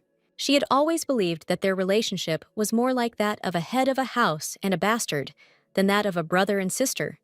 And all these years she had continued to believe it, and at the same time she had built walls and drawn lines between them. But now she realized how stupid she had been. She looked closely at her brother as she knew that because of the one who had returned to the past, he was younger than her. She didn't understand why in the past she had treated him with respect, but at the same time found him intimidating. She saw that her brother was very young, but he already carried on his shoulders the heavy burden of being the head of the family and took care of her as well. The next day, the young man woke up with a terrible headache. He was very angry because his head was bursting with a hangover. He was puzzled and did not understand. When he fell asleep sighing heavily, he asked someone to bring him water. Ernan asked in bewilderment what she was doing in his room anyway. She smiled and said that the great Archduke had decided to visit them again today, and she told him that they simply had to enjoy tea together with the roll he had brought yesterday. The Duke looked at his sister with surprise and irritation and asked if she had not met the Archduke yesterday. She looked closely at her brother and said that the Archduke had a meeting yesterday not with her. The Duke irritably asked his sister if she really liked the young man so much. She smiled and said that she liked him very much. The Duke was furious, and at that very moment, he drank the entire infusion in one gulp. She was shocked and shouted at him to drink the infusion more slowly. At that moment, she sighed heavily and said that she wanted to ask if he would like to join them. But looking at her brother, she understood that this would be too much because his condition was not the best. She said that she would bring him some hot broth right now. He sighed heavily and thanked her. As she left, the young lady looked at her brother closely and asked him not to drink anymore. So he sighed heavily and said that he would be careful in the future. She said that she did not want to see her only brother suffering from a hangover again. At that very moment, the young man jumped up and sat on the bed, as he was surprised by her words. She looked at him in surprise and asked if she could call him brother. Without thinking, he said that she could certainly call him that, and he also called her. Ernan looked at her intently and timidly said that they should send each other letters more often.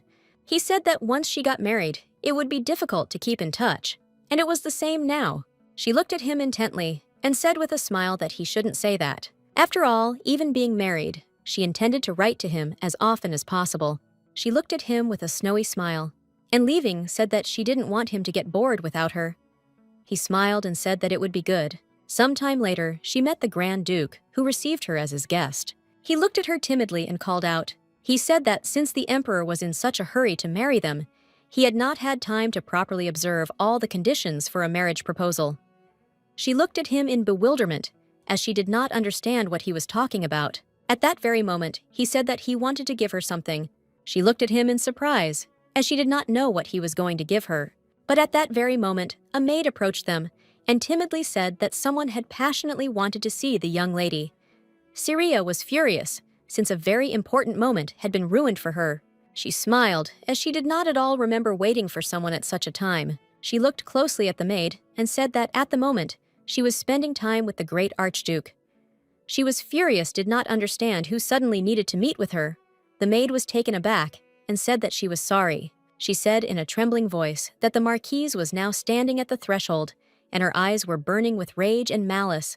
And at the same time, the servants tried to calm her down, but all to no avail. Seer was surprised, as the Marquise had suddenly appeared, whenever she felt like it, and had caused a commotion.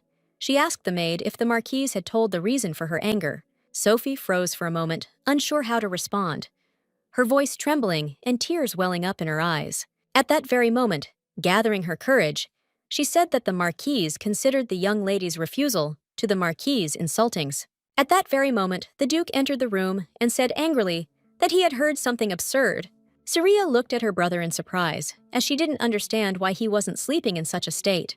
The Duke looked closely at the servants and asked where the Marquise was now, and also told them to convey that he would personally see her.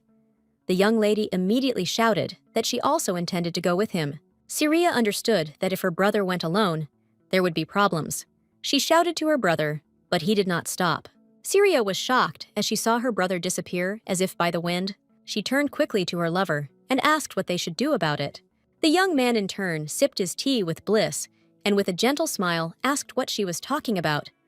She was shocked and did not understand why he was so calm. She was very worried as she understood that at this rate a conflict could arise between the Marquise and the Duke. At that very moment, the Madame screamed with rage because she could not believe that the girl dared to reject her son's proposal, and at the same time, she did not even intend to show herself. She screamed and asked if the lady was really demonstrating her influence, like a lady at home. She was angry because the young lady left her outside the gate. She did not understand how such disrespect could be shown. At that very moment, the Duke came out to Madame and called her. He said that he assumed her bad reputation as the Emperor's younger sister was a thing of the past. Looking at her, he said with rage and anger that it seemed he was mistaken. Before she married the Marquis, her authority as an imperial princess, not from Togo, had suffered as the story of how she had spilled tea on the envoy of another country was still being discussed by aristocrats. She looked at him with fury and asked where his manner was, or had he already forgotten that Anna was many years older than him. She was furious because she did not know that the Duke was at your estate, but she understood that it didn't even matter because he was still not mature. At that very moment, she sighed heavily and said that she had come to discuss the pressing issue with the young lady. He looked at her with a smirk and said that coming to them and expressing her dissatisfaction with the fact that his younger sister refused to marry her son was not a pressing issue at all, but simply childishness on her part. The Marquise was shocked by his words. He looked at her with a grin and asked if the man who had come to them without an invitation had remembered his manners. She screamed furiously that this was an urgent conversation. He sighed heavily as he realized that he had not had such a conflict for a long time. After all, after he took the title of Duke, everyone considered it necessary to point a finger at the fact that he was too young because he was still young, he was inexperienced. He was always told that his knowledge was not complete, but he took care of this because no matter what status he had no other arguments, besides the difference in age. And being the Lord of the South and his sister's elder brother, he did not want to endure such a thing again. At that moment, he sighed heavily and called the Marquise. At that very moment, the Duke looked coldly and angrily at Madame and asked if she really considered his family to be easy money. He said that earlier, she said that his sister was the only duchess, and at the same time, she rejected her son's proposal. He smiled a predatory grin and said that everything was correct because he heard these very words from the mouth of the Marquise. But at the same time, he said that he did not at all understand her indignation and the fury of her discontent. He asked if it would not be better for her to discuss this matter personally with the Emperor. She was taken aback for a moment as she saw that the brother and sister were alike. The Marquise angrily asked the young man if he really wanted to disturb the Emperor with such an insignificant matter. The Duke was astonished when she called it an insignificant matter. At the same moment, he asked if she really thought that insulting his family was an insignificant matter.